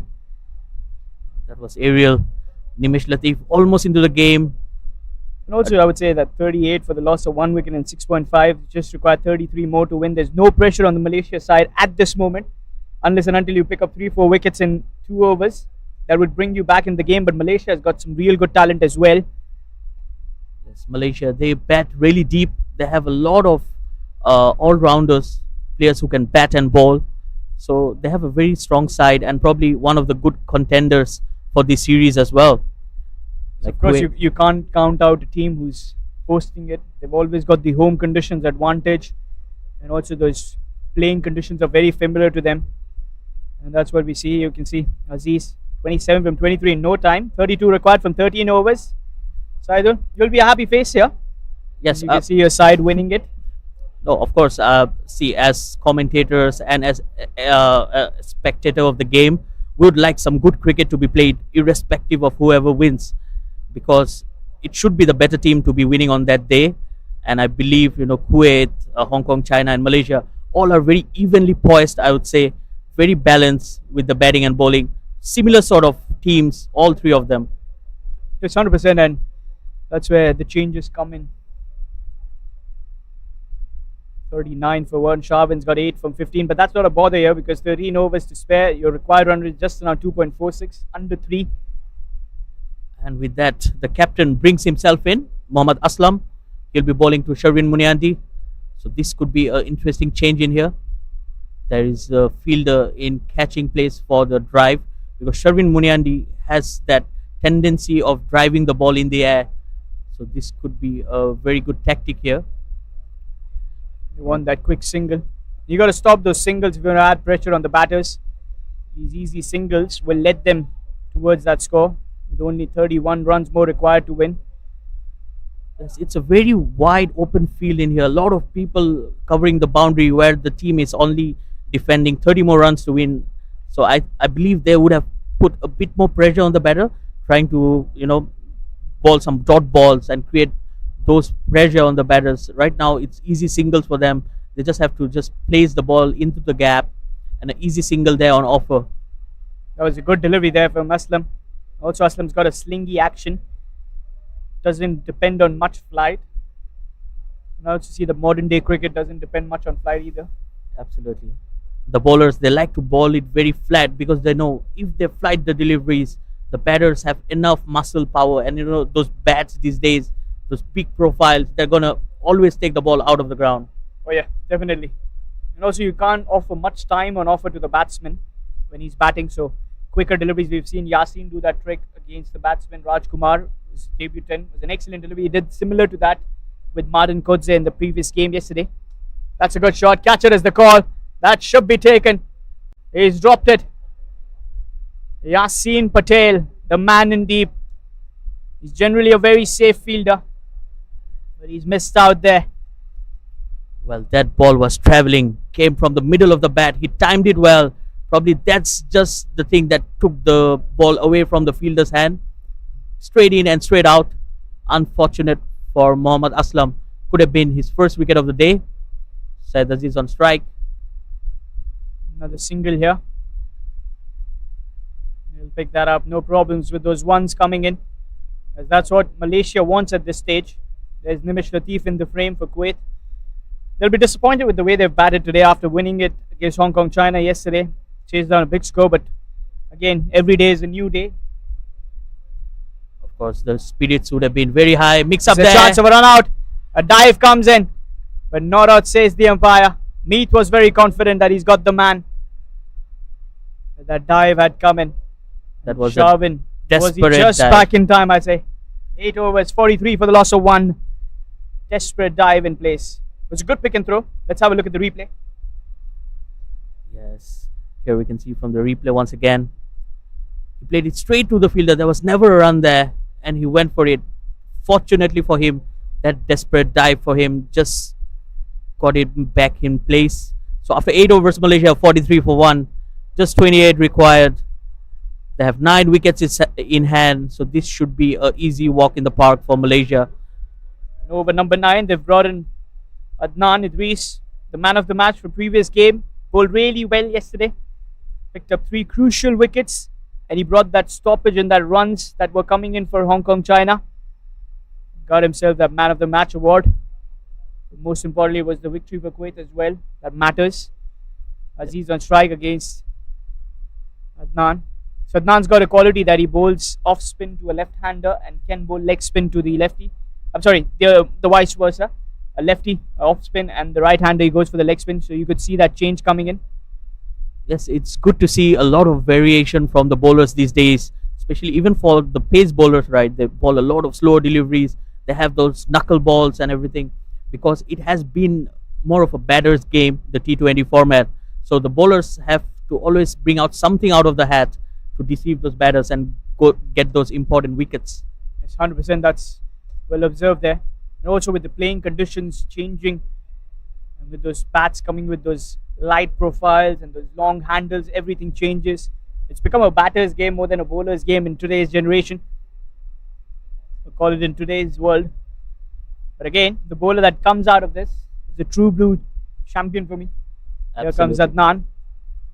It's a That's good well delivery. bowled. I think he's bowling with a very good pace.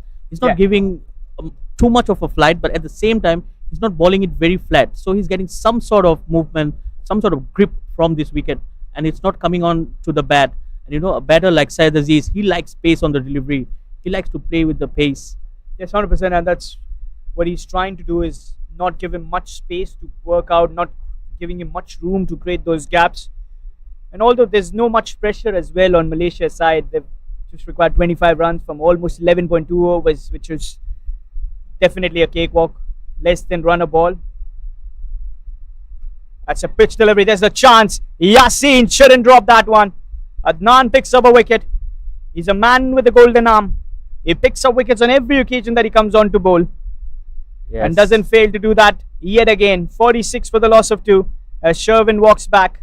A good catch there from Yassin Patel. Absolutely, a man with the golden arm. That was a very short delivery. I would say that was a long hop. He could have played it anywhere, but due to the lack of pace, he couldn't time it well. Probably. And also the turn that got him Yes. in position. And straight safe fielder. Yassin dropped the catch in the previous over. And Faiz comes in. Number 4 batter. Jersey number 12. What do you Yes. reckon on this batsman's player? Mohammad Faiz, he's been an exceptional campaigner. Ahmed Faiz, beg your pardon, for Malaysia, former captain of Malaysia. He has led the side for many years now. One of the top scorers in the side. He has tons of experience behind his back. So perfect occasion for him to walk into bat. Malaysia just need 25 runs, 8 wickets in hand. He just needs singles, and that should be it. Should be good enough for Malaysia to win this game. And also, when you talk about Meet Bhavsar, he's also the youngest player in the world to play 50 T20 internationals for a country. He's playing his 50th T20 international game. Probably this might not go in the winning cause for his side, but it's a big achievement for this youngster. A youngster who's got a lot of talent, a lot of grit, and the hunger of scoring runs. Yes, of course, Meet Bhavsar has been very impressive for Kuwait. Oh, that's well bowled. A good delivery to end the over. That ends the 9th over, 46 for 2 Malaysia. A very good over there from Adnan Idris.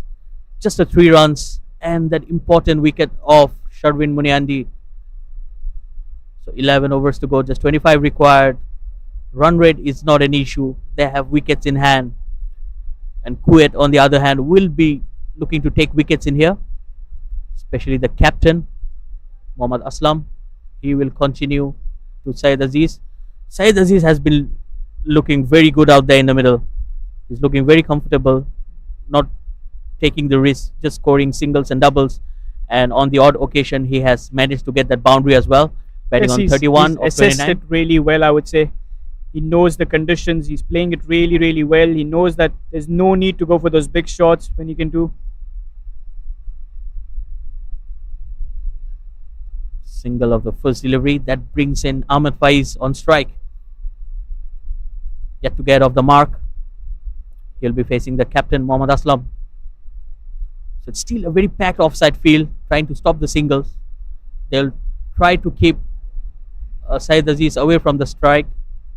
And that's well bowled. Good fielding there from the cover fielder. Dot ball. So they're trying to attack the new batter, which is a good strategy. Trying to create some pressure and probably sneak in at least another wicket or two to put some sort of pressure on the Malaysian side. That's well ball once again. Very good line and length here from Aslam. Just bowling it back of length, not giving any room to the batters. And that's a short delivery, but played straight to the cover fielder once again. So very good over so far. There's been no problems for him. There's no doubt about that. And he's enjoying these conditions. Chance of a run out there. Has he got the man? The finger goes up this time. Excellent work there from the fielder. And Meath takes the bails off in time. Third wicket down, but is it way too late to get those wickets? But excellent work there. Just like I was saying, few dot balls here will create a lot of pressure on the batter, and they have succeeded to do that. See, that ball was going straight to the fielder, no run there whatsoever. Ahmed Faiz was desperate to open his account, and in search of his first run, he got himself run out. And with that, we are going to have a short drinks break. Please stay tuned with us.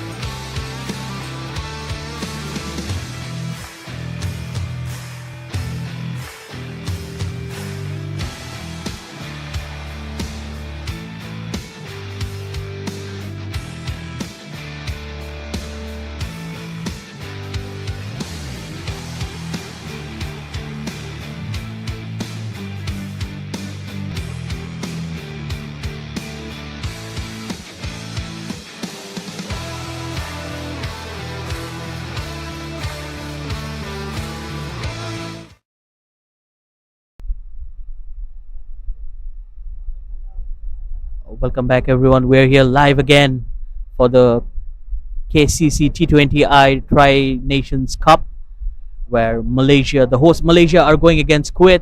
Earlier today, Malaysia won the toss and they elected to field first. Batting first, Kuwait were bundled out for 70 runs, and now Malaysia are batting at 47 for 3. Just 24 required of the next 10.1 overs. Required rate of just 2.36 just before the break. Ahmed Faiz, former captain of Malaysia, got himself run out from courtesy of a brilliant fielding there. And that brings in Amir Azim, the new batter, on strike. Well, there was some good work in the field. 9.5 overs. Aslam's given just 5 runs in his 1.5 overs. This is a good over. And they needed much of such kind of overs in the beginning phase of this run chase. A few wickets early on could have changed the game. It's another dot ball. Good stop there from the fielder. A good return. And that's the end of the over number 10. A good over for Kuwait. Halfway stage, it's 47 for the loss of 3 wickets for Malaysia. And with that, we're going to have a change in voices. I would like to welcome Dinesh into the comm box.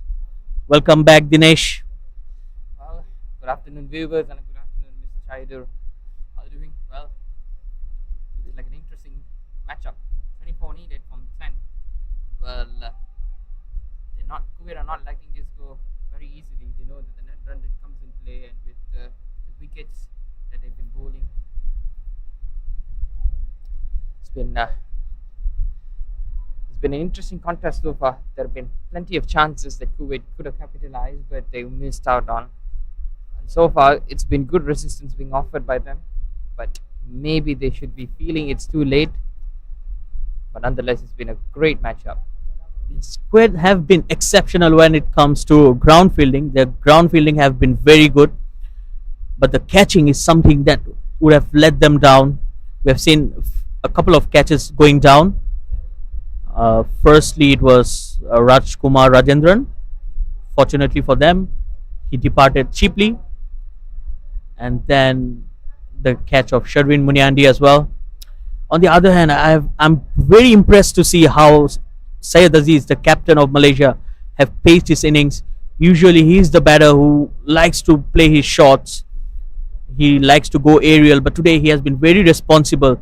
He knows the team requires only 70 runs, so he has been very calculative with his shot selection, and that's swept away by Amir Aziz. Comfortable 2 runs there. Yep, that's a very good point that he made, and Malaysia made the 50 as well.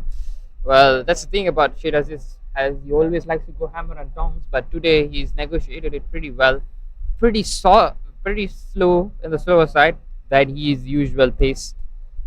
He's giving others to show what they are up to, and that's what has been the case, and not being very over ambitious. Cries of catch it, but I reckon it lands safe, and it does. Well, that's the thing, the big shots not being free flowing today. It's been more of the defensive and the textbook shots being played more often. Well, it's easy task, and 53 for 3 in 11. That was a mistimed shot there from Amir Azim, leaving dangerously out there in the middle. I believe this is not the time to take those aerial shots. The team only requires 18 runs, and Amir Azim, he should just try to score a single and get back Syed Aziz on strike. Malaysia should not be losing more wickets in here. As we know, it's a tri-series, so the run rate will come into play as well. So losing more wickets will really have a negative impact on the run rates. Oh, that was whacked straight to the fielder. Well, another chance goes back in, another drop catch again, but that was hit seriously hard, and the man placed in there should have taken it. This time another mistimed shot again. As you said, he's leaving dangerously, unnecessarily playing those big heaves, which is not required at this stage. A run on over will do just fine, but he's in a hurry, I reckon. Yes, a very questionable approach here taken by Amir Azim. The side needing very less runs. Probably he's just trying to finish it in style, but he's not been able to get the timing right, because we have all seen on his day Amir Azim can be very destructive as well. He has a lot of shots, and he went down the ground once again. Oh, it looks like he's injured. Yep, it looks like there's an injury. Yep, the slight groan. Well, that's the thing, the man in short always have to be on his knees, on his feet, and it looks like he's hit hard in some areas on his leg. Yep. He seems like to be in a lot of discomfort. That was hit really, really hard, and straight away we're having some medical attention. You can see the physio running in.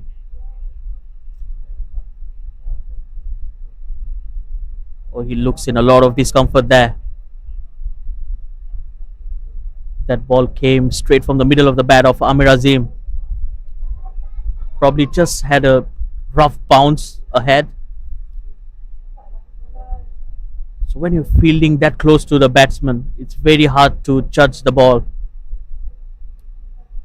There you can see the Malaysian dugout. They should be very happy right now. Rajkumar Rajendran probably trying to explain how he got out today.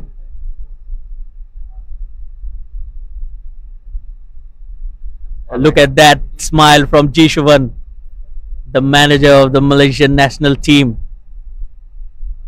A very happy man today.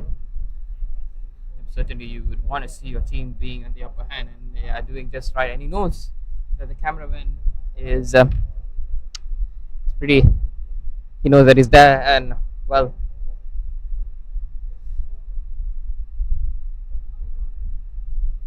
so now he looks okay. The fielder is okay right now, and we are going to resume the play. Malaysia needs only 16 runs to win this game. They have 7 wickets in hand. Mohammad Aslam will continue the bowling. Amir Azim on strike. Amir Azim is leaving dangerously out there. He's had a few chances. I would say half chances. And probably the fielder will be walking out. Yeah, he's still not been able to walk. Probably the ball hit his knee, I guess. Straight away, the fielder is taken out of the ground. Yep, it's almost limping there. And, that's a bit of a distraught. Definitely losing one of your players, and that could raise some concerns amongst the Kuwait side. One of their talisman as well.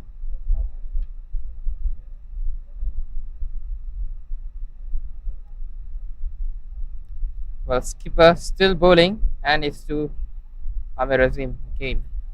And straight away we can see there is a slip in place. That's interesting stuff here. Probably a good call from the captain, Mohammad Aslam, because they have seen Amir Azim has not been able to find the timing right. So a rare shot here could bring the slip fielder into action. And that's aerial. And 6. Great shot there from Amir Azim. Finally he gets one from the middle of the bat.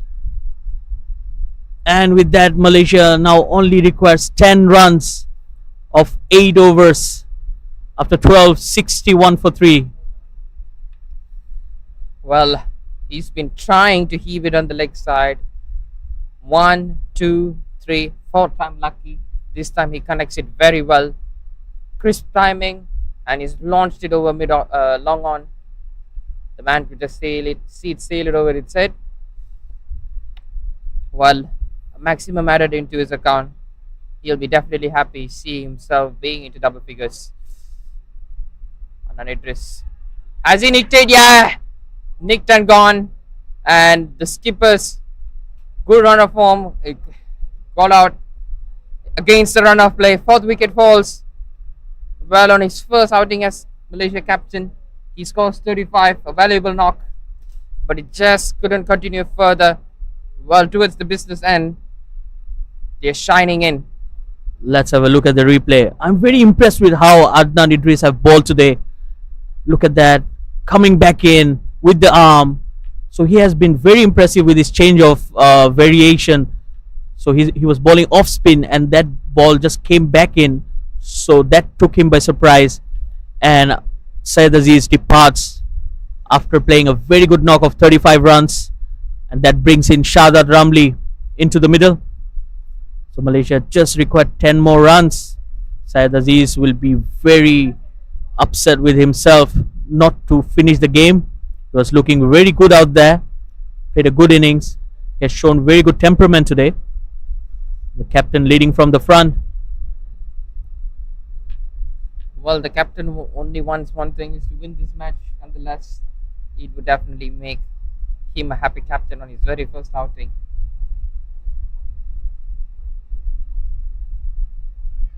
Oh, he's edged it. Well, it's a wide delivery. So Adnan Idris continuing the great bowling that he started off in the first game. Took 3 wickets yesterday, 2 wickets today. So he will be at the top of the wicket taking list. Very good bowling here. Now he's back again over the wicket, bowling his leg spinners. So we can see a lot of variation from him. So he was bowling off spinners to the left hander, and now he's going back with his leg spinners to the right hander. And there is a slip in place as well. So good stuff. Very impressive here from Adnan Idris. And with that, Shahzad Ramli gets off the mark, played through the covers. Yeah, but Adnan Idris is almost Kuwait. Livingston should suppose. For the right handers, they leg spin, and for the left armers playing off spin.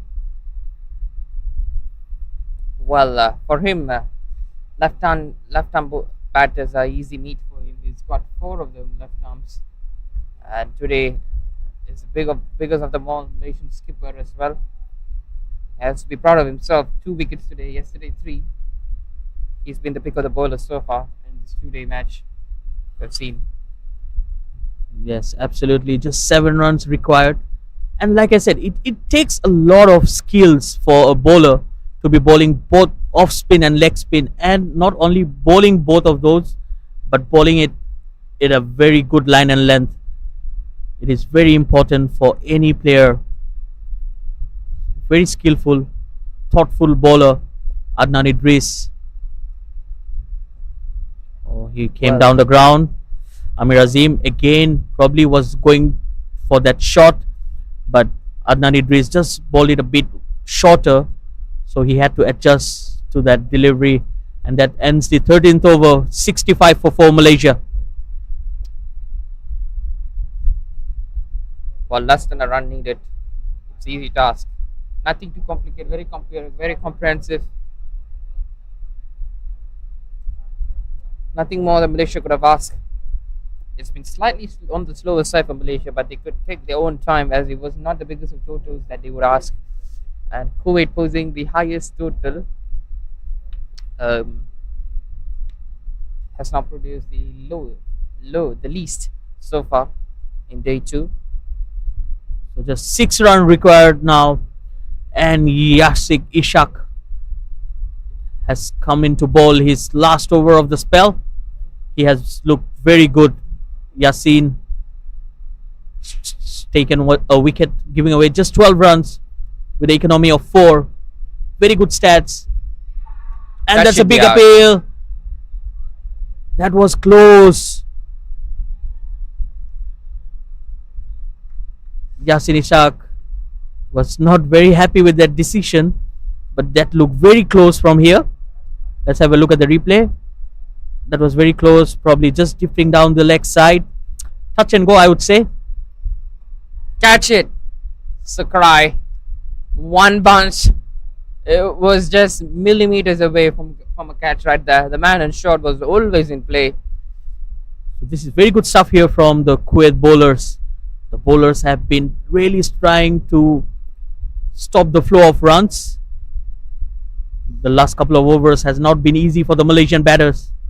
They have lost a couple of wickets and not been able to get those runs as well. Just 5 required now. Let's cut away again straight to the fielder. Good over here from Yasin Ishak. Just a 1 run of the 3 deliveries that he has bowled. 3 more to go to end the spell. And a good looking shot down the ground, but that's cover out there. There's protection, just 1 run. Like I said, Kuwait ground fielding has been exceptional today. It's just that catching has let them down a bit, probably, but you know, every day is a new day. Probably the next game they will be a better side when it comes to catching. Malaysia just taking their sweet time at the moment. They're not complicating anything. Yep, I reckon Sharad would want to finish this in some style with a boundary or maybe something. And a big heave. Well, they're crying for that one. Again, Yasin is pleading to the umpire, but umpire says otherwise. Another chance goes begging, but it has been an exceptional spell. 4 overs, a wicket and 14 runs given. Let's have a look at the replay. That looked really close from here. It was flighted. That was very, very close, probably just drifting down the leg side. A good call, I would say. So after 14 overs, Malaysia 67 for 4. Just a 4 runs required. A good day here in the office again for Yasin Ishak. He has bowled out his quota of 4 overs. And that brings Adnan Idris, who will be completing his last over for the game as well. He has taken 2 wickets, given away just 13 runs. That was aerial once again from Amir Azim. I would say he has been very lucky today, Amir Azim, Yeah, to still be out there. He has been playing the ball aerial, and just luckily for him, it has been falling in no man's land. That's well ball once again. Again, he's coming back as a leg spinner. And Syed Aziz will be a happy captain today. Probably still a bit unhappy with how he got out. just few runs away from victory. Oh, again a wild sweep there. Shahzad Ramli trying to finish the game, swing and a miss. Well, there were a couple of occasions when Malaysian batters tried to hit the boundary and they missed it.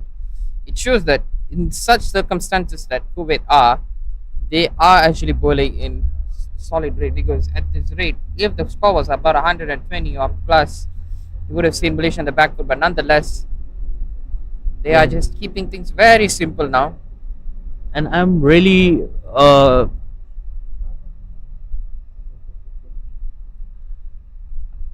bit skeptical when it comes to the approach in which the Malaysian batters have played. Just 3 runs required, and they're still going for those shots where there are a lot of singles on offer. Again, you can see Amir Azim trying to go for that big heave, not timing the ball well. A single taken to deep mid wicket, but very impressive stats here from Adnan Idris. He's going to bowl out. He's only given away 15 runs and taken 2 wickets. So we are into the 15th over, and Malaysia have scored 69 runs for 4 wickets.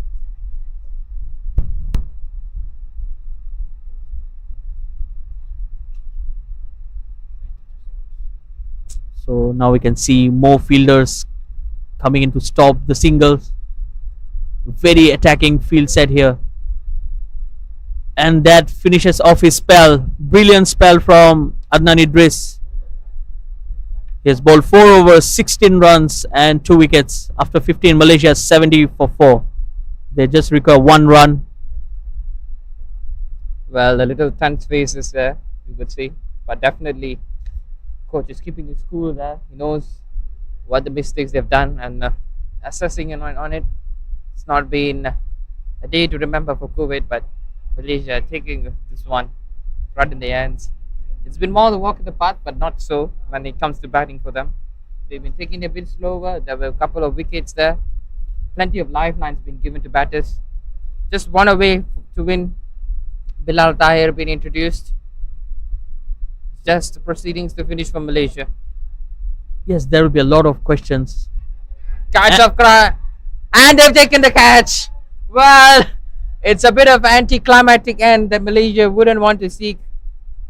Well, it's Nimishев took the catch in the deep. Big heave again.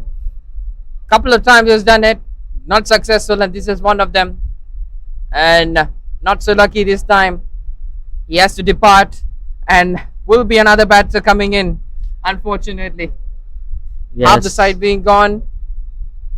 Like I said, Amir Azim was leaving dangerously from ball 1. He has been playing the ball in the air, not trying to keep the ball down. I have no clue how he has managed to pick the only fielder out there. That fielder in deep mid wicket was the only fielder who was at the boundary. Every other fielder was in the circle, and he picked exactly that spot. What an unfortunate way to get out.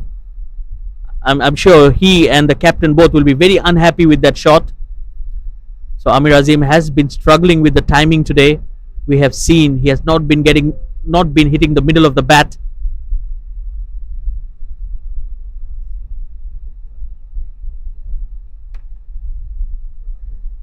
So Bilal Tahir, the man with the golden arm, it was a long hop from him, but a bad shot gave him that wicket, surprise wicket, and that would be the end of the game, I believe. Yes, Malaysia have won this game with 5 wickets in hand. A good start to the campaign. So 120 runs here would have been very interesting to see. Malaysia have chased down 71 runs in the 16th over. So that's how good Kuwait have been today. So players are shaking hands. Well, it was a pretty comprehensive win, but the story in the middle was Kuwait, who batted only 15.5, almost a similar way have Malaysia batted. Well, none of the best outings today for Kuwait. 2 batters only got into the act. Being double figures is Mohammad Aslam with 16 and Meet Basfar with 14. Adnan Idris the closest to come to a double figures. But pick of the bowlers today in one go who picked up 4 wickets is Pawandeep. What an introduction to this tournament. And Vice captain getting to the act with captain getting 1 and 3 respectively. And Malaysia, who had a very, very slow batting display, but it was a very straightforward one yet. Aziz, the captain, leading from the front, scoring 35 of 34. Mohammad Abdul Razim, not the best of timers today, but he was given a lot of lifeline. And he has got 15 of 17, and Sharvin 11 of 20. Well, Adnan Idris still continuing his form where he left off yesterday. 2 wickets from 16, 2 wickets giving 16 of 4. Bilal Tahir in his first ball, first wicket of a anticlimactic end, and it's Yasin Ishaq being another good bowler. 1 for 14 for Malaysia, won by 5 wickets. Another defeat for Kuwait. It's been a 1 defeat, 1 victory for them. And stay tuned as we head to the post-match presentation.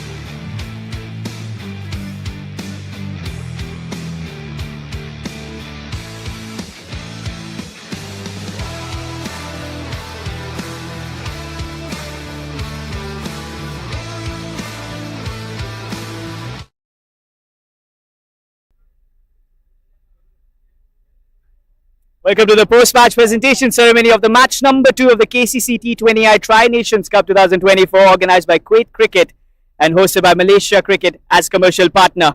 What a game of cricket. 5 wickets victory for Malaysia to start the campaign against yesterday's winner Kuwait. And we'll start off with the player of the match, which goes to Syed Aziz, the captain of Malaysia, 35 runs. To give the award, may I request Mr. Iqbal, the president of Malaysia Cricket, to come and give him the award. Come in, Syed Aziz.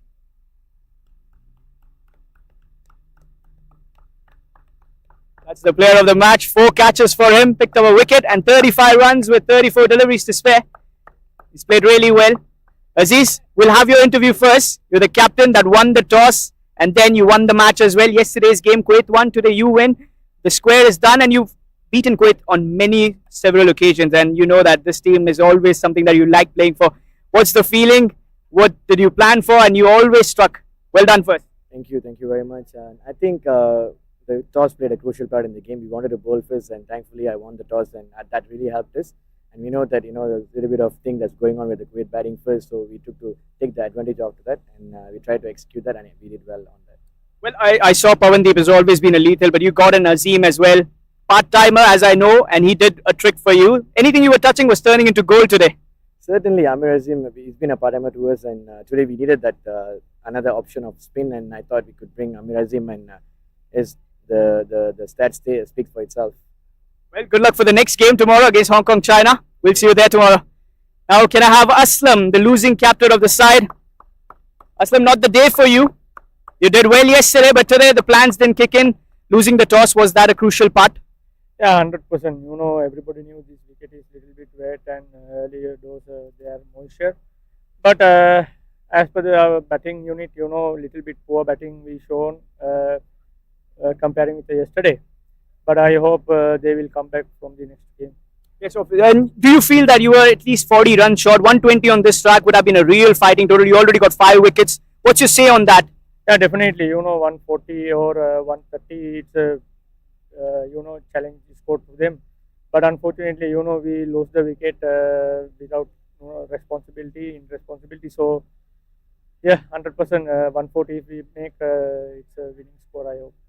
Well, you've got another day to rest on, and then you've got the next big challenge. I wish you all the luck and good luck for the next games. Have a good one. You've heard it from the presentation ceremony. Thank you for joining us. We'll see you tomorrow with the next game coming up. Until then, take care.